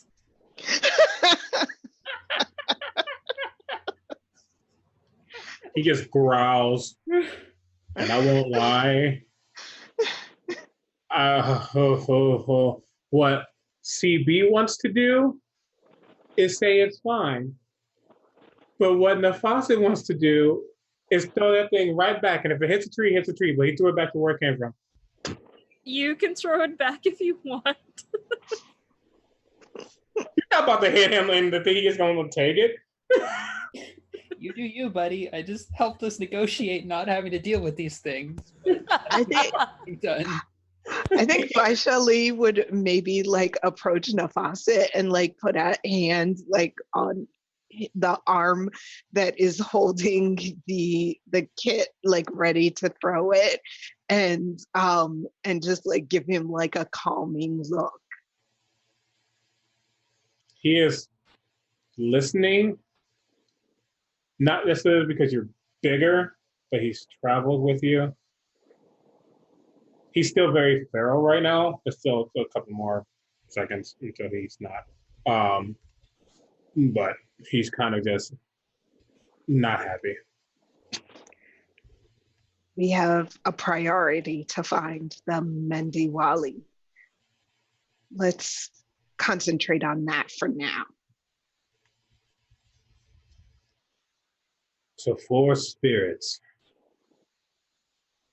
will leave us alone. But what about the rest of the stuff in this forest? Are we going to talk our way out of that too? I'm sure it's We can. We should try talk first, unless we are attacked. And then, of course, we should defend ourselves. Well, they made it seem as if they have some sort of control over that. So hopefully this will be quick and easy. He just grunts, looks at Deepa for a second, and storms off towards the area that was once blocked off.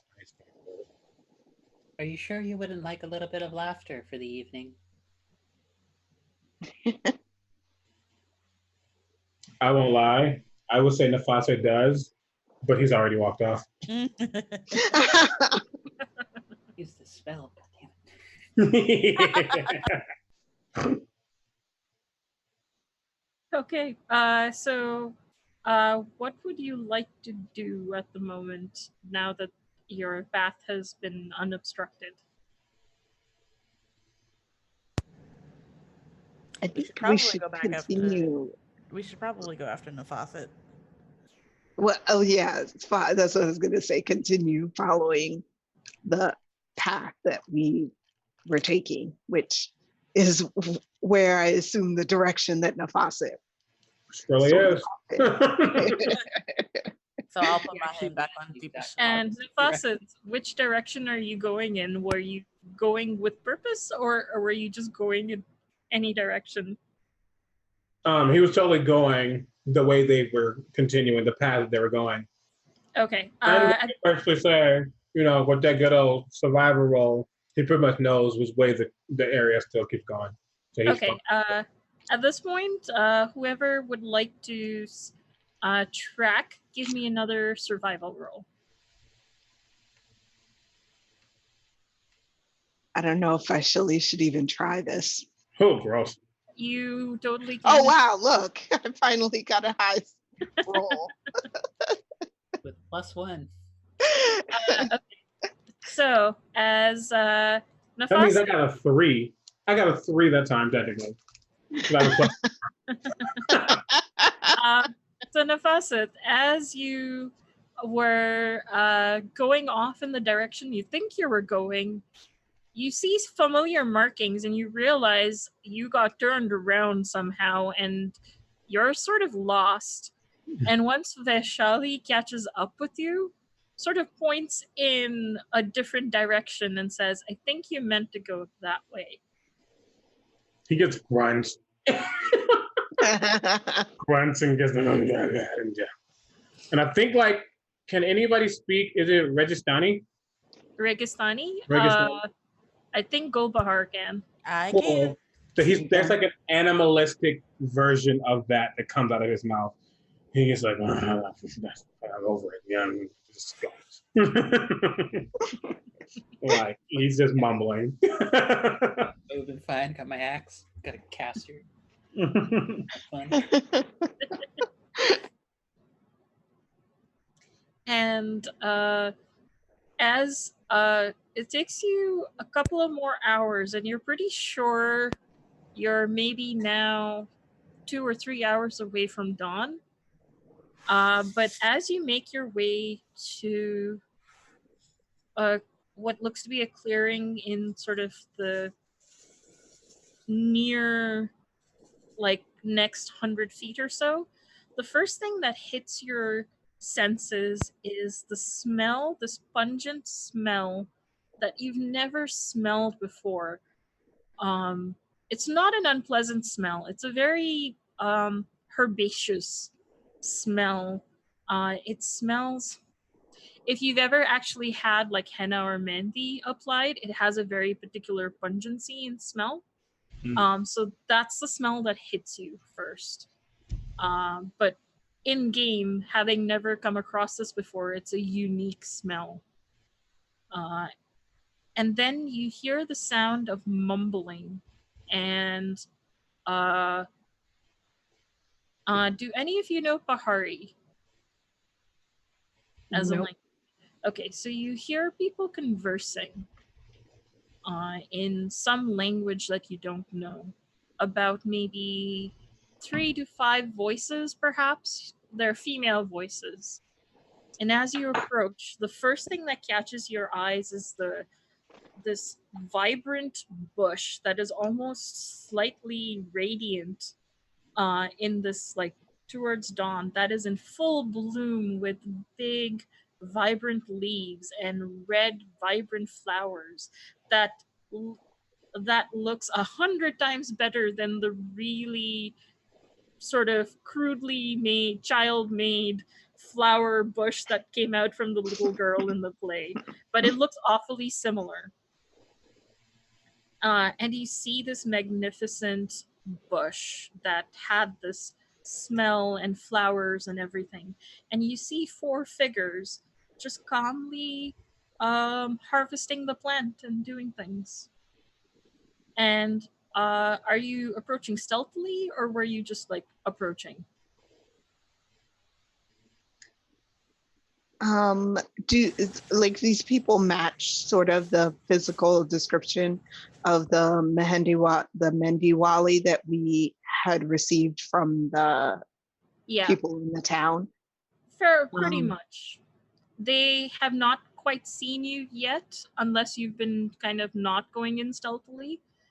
They are minding their own business and harvesting the plant. And you notice they're using silk gloves so that they don't actually touch the leaves. I mean, I think Vaishali would definitely have been like moving cautiously. What about everyone else? I would as well. I mean, depending on Deepa, of course. Oh no! He was probably honestly, it's being real. No. He's calmed down by now. He's no longer shifted, which is sad because I wasted that shift. He at this point is mellowing. He's mellow, so he probably is matching whatever Deep was doing. So that's the decision. Whatever Deep is doing, he's doing. What is Deepa doing? Apparently initiating a TPK. No, Deepa just like walks forward calmly, not trying to stop, but just like being very calm and just sort of calls out to them, "Hello, hello, hello." And immediately you see the four women turn and almost like use their harvesting like shears to sort of have like a weapon. They're mostly calm, but you notice that they're fairly perceptive bunch and are aware of the dangers of the forest. So they see two cat folk essentially, or like, looking like cat folk, and their first instinct is like, and then they notice that, oh, wait, there's people, and they're still guarded. Like, they don't drop or like lower their weapons, but they are like, huh, what are you doing here? This is really out of the way, my friends. Are you lost, or are you generally no one else is allowed to come here? Your absence has been noted by the village and people were concerned. So we have come to collect you and be sure that you are in the village at the time that the Mendi needs to be applied for the festival. And they sort of look at you and say, really? We've just been here for like a day. We still have like 9 or 8 days for the festival. No, the festival is tomorrow in 24 hours. Wait, what? You have been missing for 8 days. Huh. Yes, people are very concerned. We just arrived here. We've been here for like 12 hours. Are you telling me we've actually missed an entire week? Yes, that's what it seems like if you really believe you've only been here for 12 hours. That is what we've been told by members of your village. Huh. Really? Nefas is watching. It's not that he's he's not like untrusting, but he is, one, he doesn't like this forest. Two, he doesn't know what's going on.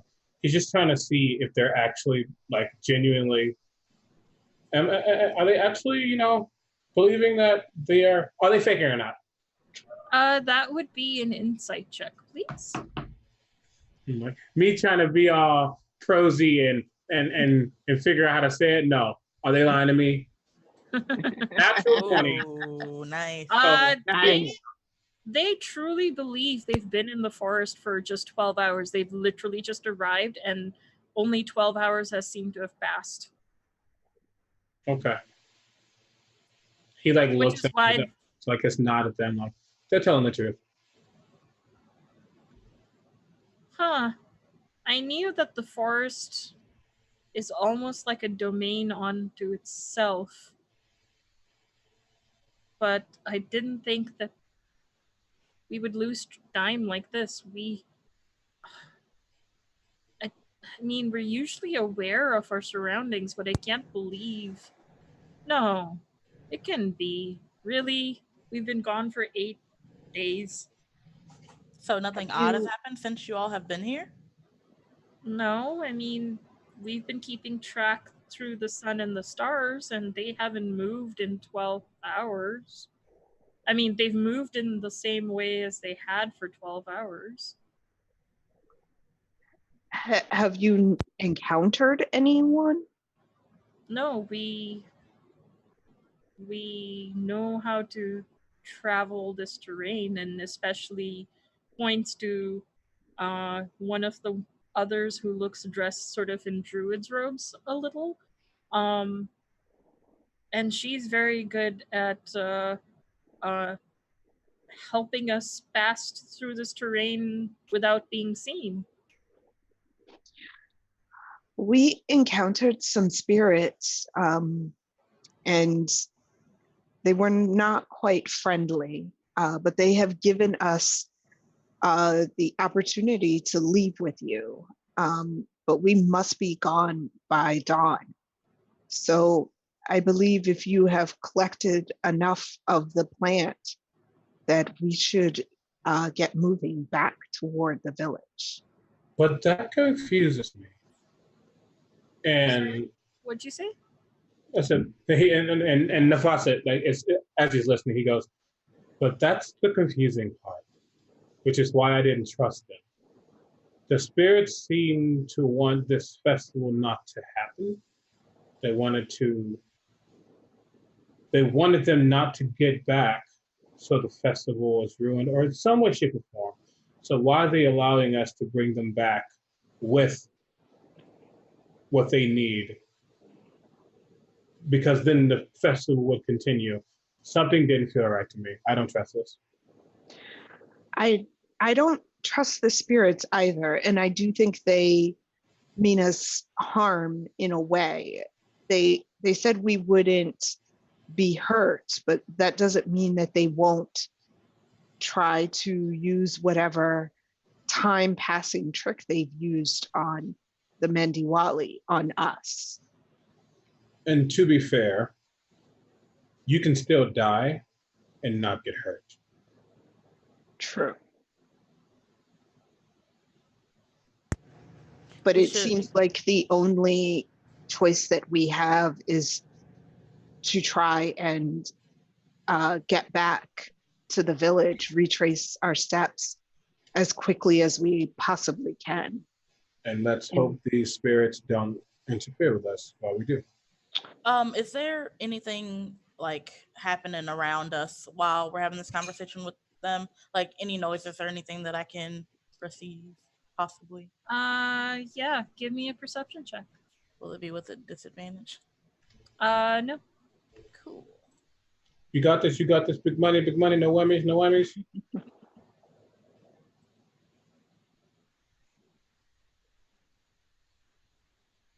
No whammies! Pretty good. The interesting thing is that when you were going through the forest, there was usually the sign of night creatures. When you were when you were encircled by the spirits, there was absolutely no sound of night creatures. And over here, it's the same feeling, but there's not, aside from that, there's no particular sense of uneasiness. In fact, the only sort of, there's like no night creature sounds or like birds or whatever. But you can almost hear a slight sort of like singing noise coming from the plant. It's very, very, very faint. The one that they're picking from? Yeah. And the only reason you think you can hear it is because of the absence of any creatures whatsoever. Mm. Do you all hear that? And I'll turn to the women and say, does that plant usually sing when you pick from it? And they turn around and say, no, we've never heard it sing. There's something odd going on. We should leave quickly. Deepa, in your head, you hear, once Gulbahar points at it, you hear it too. and it's almost the same song that your stone sings.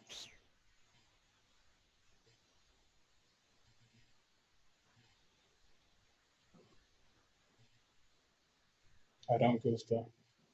She'll walk forward towards the plants, and she's gonna keep her pseudo dragon on her shoulder just in case. And she's gonna. Is she? Can she examine the plant Yeah, from? I will give you a uh huh, because it's a particular. I will give you investigation if you would like, or arcana, one of the two. I am trained in both. It's great.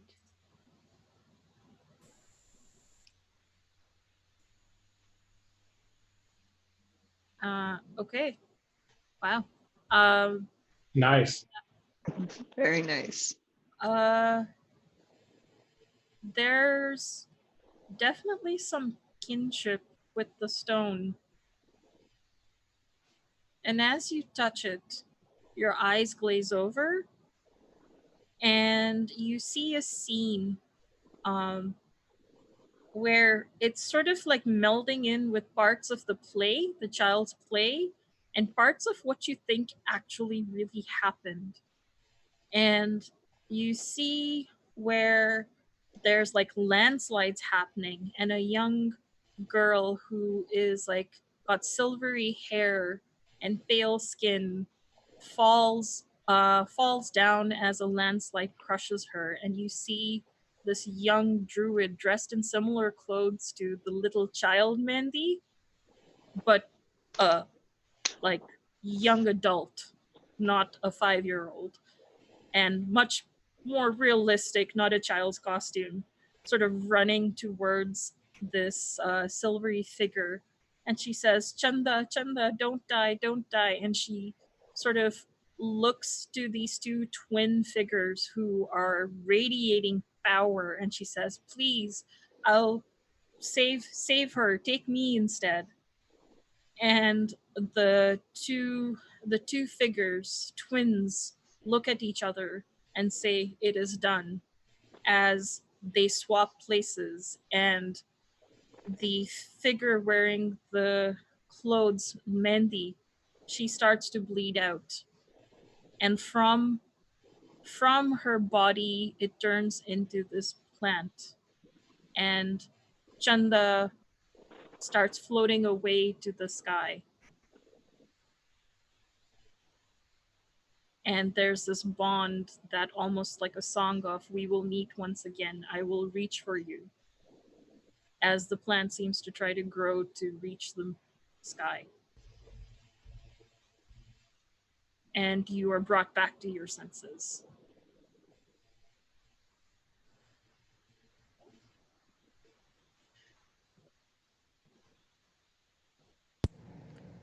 Deep, are you okay? Need a moment.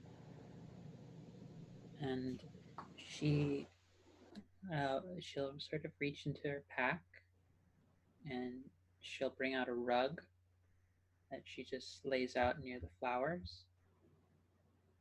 And she does this normally every evening whenever the moon's about to come out, and she just sort of aims more in the direction about uh, where it would be rising for her, or like when the moon would be coming out, and to that perfect view, she sort of just like kneels down, and it looks almost clerical in the sense of like a cleric of the divine doing it, and she just takes a moment to just like sing a little, like sort of humming a melody that was the first melody she ever heard when her patron first spoke to her. But there's like little elements she embellishes and adds to it to sort of speak the tale that she just heard for all of them. So basically, mechanically out of character, she imparts the information to them all, but it's told in sort of a song, and in all of its sadness. And she sort of reaches out again to the brush, to the plant, and just takes a little bit of it and puts it on the ground in front of the rug and says, "I'm sorry for what you've lost."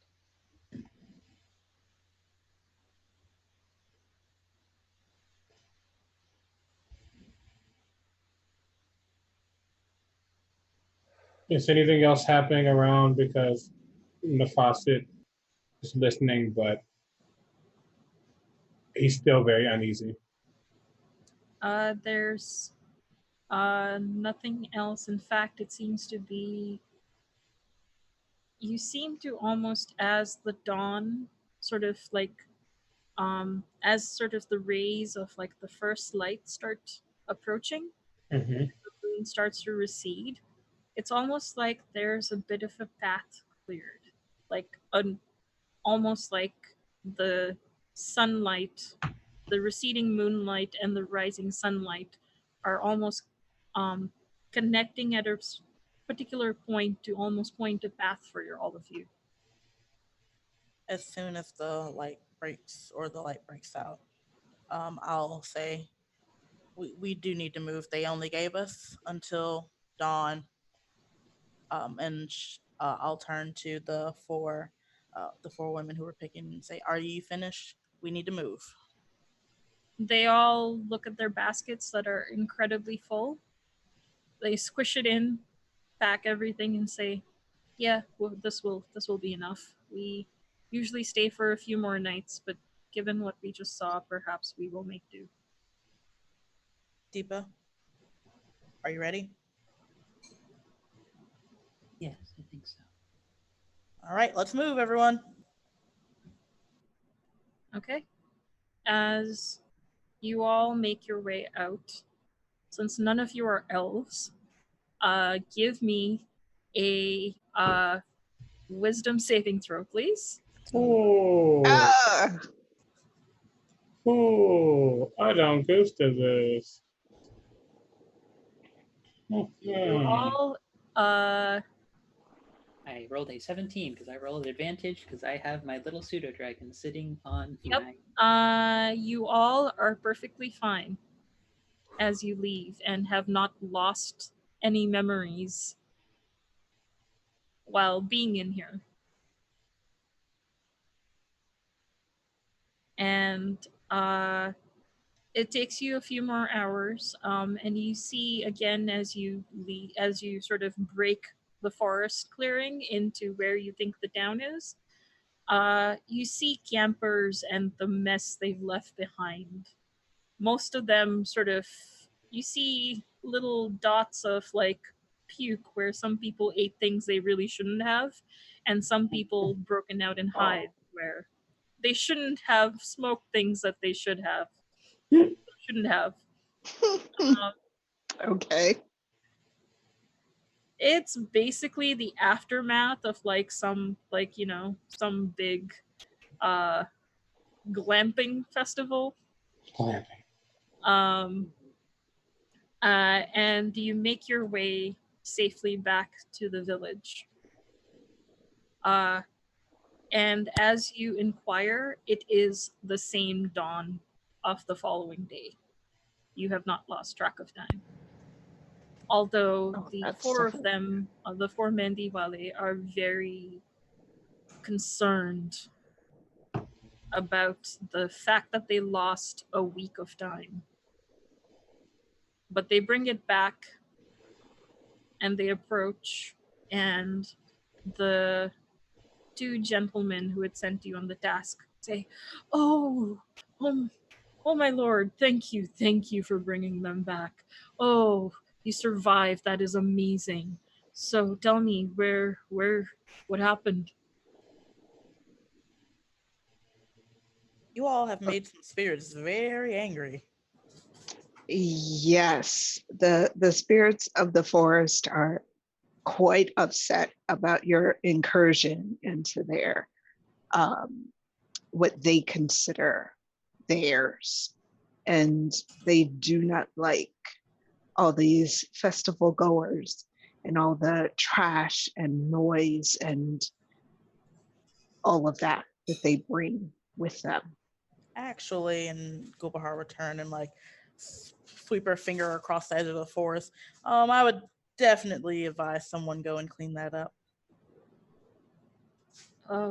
Yes, of course. It's just that we this town prospers on this festival, and well, we can't say no. I think you need to find a happy medium, perhaps between, you know, 100 and 1,000 visitors, because the spirits of the forest will not be as nice, I would say, anymore. They really expect that you will no longer uh, be on their property. I mean, technically, we're not on their property. Okay, so this is how this is going to happen. You and this place will either find a new place or figure out a way to cut your attendees by half, at least. I respect this place, I respect this festival, but if you're going to recklessly put people in danger because of your need to have this festival how you want it to, then the spirits can come here and take all of you. Or you can find a happy medium, as Mashali has said. And as he said, that he's growling very lowly. It's not really that bad, is it? And they cower just a little under that ferocity because they're not used to people doing that. And they say, well, I suppose next year we could perhaps, I mean, what are we supposed to do? Just say no, turn around? You've traveled from so far, but too bad, so sad. Perhaps you could have some type of lottery so that there be a limited amount of guests that can come, or restrict all the camping and the drinking and imbibing of things that produce trash. Yeah, I guess we could do that. We could maybe put like stakes and signs saying, don't go in the forest or creatures will eat you. You need more than signs, you need people hired to act as a guard for the perimeter of this place, not only making sure nothing gets in, but making sure the campers don't do anything just as reckless. Because again, I'm trying to tell you, you will die if nothing changes. Okay. I cannot stress how angry the spirits were. It was, yeah, no, you all have done some damage apparently. We were lucky that our companion Deepa was able to communicate and persuade them, but they were very angry. They didn't like the herbalism kit. They were ready to keep us, and we don't even live here. Why don't, and sort of Deepa sort of pipes up. She's been kind of silent throughout this and like focusing like inward ever since sort of like receiving the vision of what happened. And she in turn says, you know this little plate that your children put on, this wonderful red and these flowers that you cover yourselves in, the blood of this figure spoken of in your story? Yeah, I mean, that's how we remember her sacrifice. Well, it happened. And Of course it happened. yes, and I get the impression that it will not be blood for play, if that makes sense, should you choose not to change course, should you not change course of action soon. For the spirits are quite angry, and whether or not what we have been made aware of is that one of their own was lost when that incident occurred. I'm certain that what you will be bathing in and covered in will be actual blood if you do not change course soon.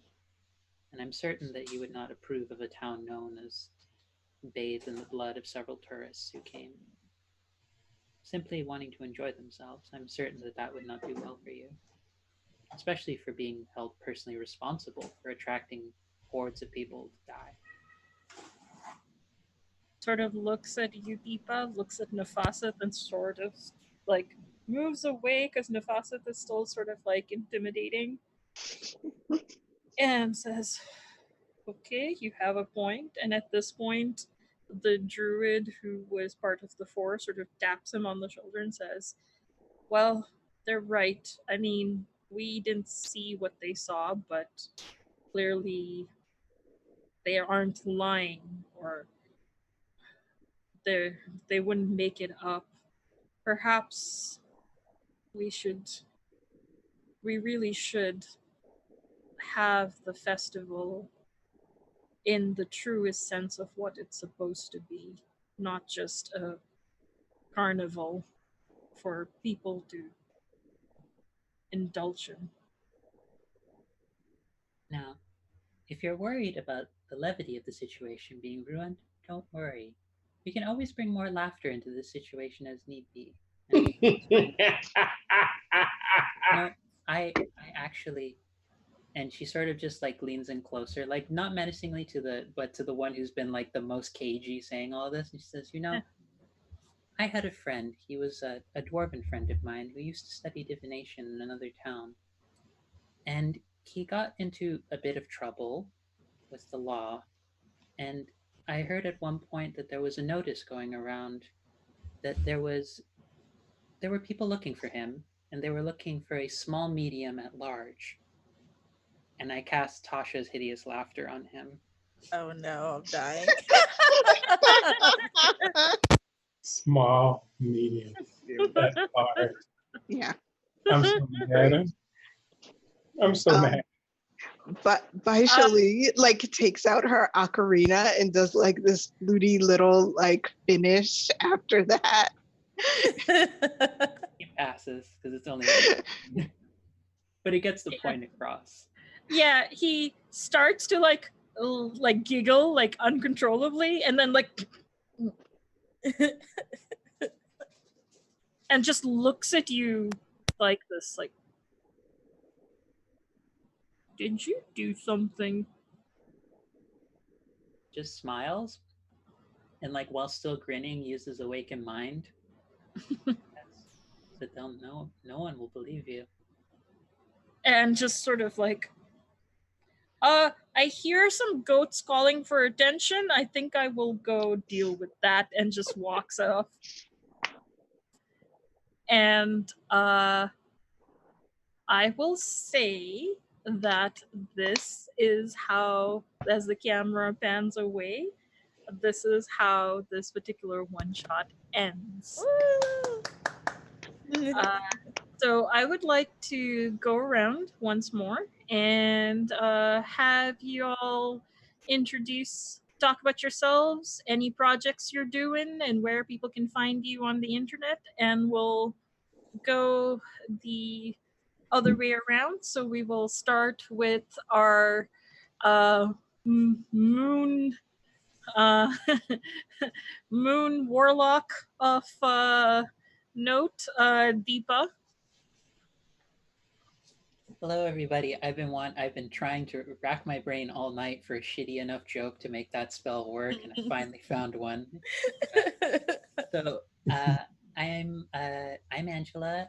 Got to play lovely Deepa, your Tabaxi moon cat.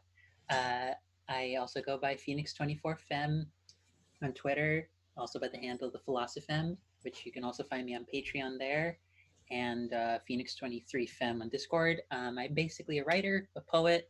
I do. I one half of the Queerly Yours relationship podcast, which is me and my brother, who are a brother partner. Why did I say brother? Fuck this. I can go hell for that one.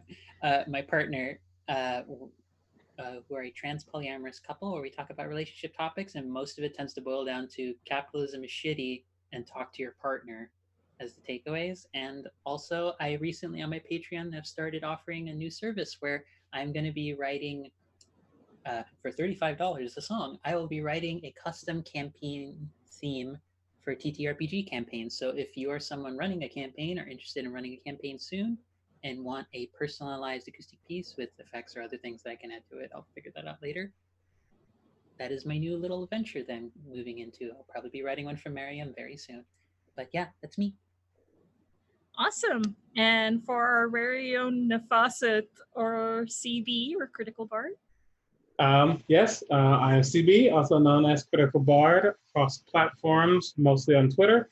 I also have a Patreon that's Critical Bard, where I haven't done as much as I need to, but most of my things are on Twitter, so I'm still doing a lot. Yeah, you can catch me a number of places soon. August 27th, I'll be doing the charity stream for One Drop for Flint. To raise money for the water crisis. I'll also be doing the charity stream for Welcome to the Party. It's gonna be great. I don't know if I'm gonna play it, but I guess found out. Well, I'm not gonna say what it's about, but I'm really excited about it. Yeah, I mean, I perform, I sing, I do lots of things. I have some really cool news I can't announce yet because it's insane that this is happening 6 months later. So I'll tell you all, but you all can't say anything off stream. Sorry. But yeah, that's me. And yeah, thank you for hanging out. All right. And our very own Gulbahar or Ray? Hello, I'm Ray. I played Gulbahar, the swashbuckling rogue. You can find me on Twitter at Ray Transitional. It's down there, I believe. For now, I just work here. You can find me here on Welcome to the Party channel, playing 3V. That's about it, at least for now. And our last, but definitely not least, Vaishali or Lily. Hello, I am Lily, and I'm at Elise on Life on Twitter, and I'm the Scribe on Twitch and Discord. I played Vaishali today, who was a Goliath mystic, which was a custom class that I found from Unearthed Arcana. So that was kind of interesting, playing something that I haven't ever played before. I can be found regularly on Saturday late nights at Adventures in Agni, which is a really wonderful decolonized 5e D&D campaign that Phoenix Femme does. She's the DM and she's the writer, and fantastic. It's fantastic. And I also regularly appear on 3V on Sundays, although we are on summer break for the next 2 weeks. So we'll be coming back in September with a whole new slate of shows and seasons of everything. So please make sure you check that out. And I also am a cast member for Misfits of Space, which is a all-female player Star Wars actual play podcast. Nice. Nice. Yeah, and I am Miriam, your GM for today, and I do far too many things. I usually can be found living here on the weekends. I am part of Monsters of the Week, Who Are the Monsters, which is a Monster of the Week game on the Greyhawk channel, and our finale is next week. So we will see whether the apocalypse happens or not. And then we have Adventures of Agni, where I play a hobgoblin lore wizard that likes eating things. And yeah, there's some interesting things happening there. And then I'm usually here either playing or GMing N3V. And then at about midnight ET, which is like in another 40 minutes, I will be a player for Emissaries of Avithna, where we're getting into some really like big, meaty things happening. Lots of cloak and daggers, politics, and as someone described, it's a game of hijink and thirst. uh, and I am also the GM for the Musafirs, which is a decolonized D&D 5e podcast. And I will also be participating in One Drop for Flint. Yeah, I think I'm like welcome to the party 8 o'clock on the 24th, but those details are still being finalized. And I will definitely be participating in some shape or form for the Rice's charity stream that will be happening August 30th to September 1st. And this is our last 3V game. We're going to have a 2-week break, and I believe we're returning September 1st at the end of the charity stream. There's going to be some big developments happening that I'm not sure of, but there will be news on Twitter and the Welcome to the Party channel, which again, shout out. If you want to support us, check out our Patreon link, which is !Patreon to get that info, as well as our Discord is where there's a lot of news, Welcome to the Party recruiting games, and all of those things in our Discord, which you can do !Discord to get the link. And yeah, I think this is a good place to wrap up. And join us in about 40 minutes for Emissaries of Avithna.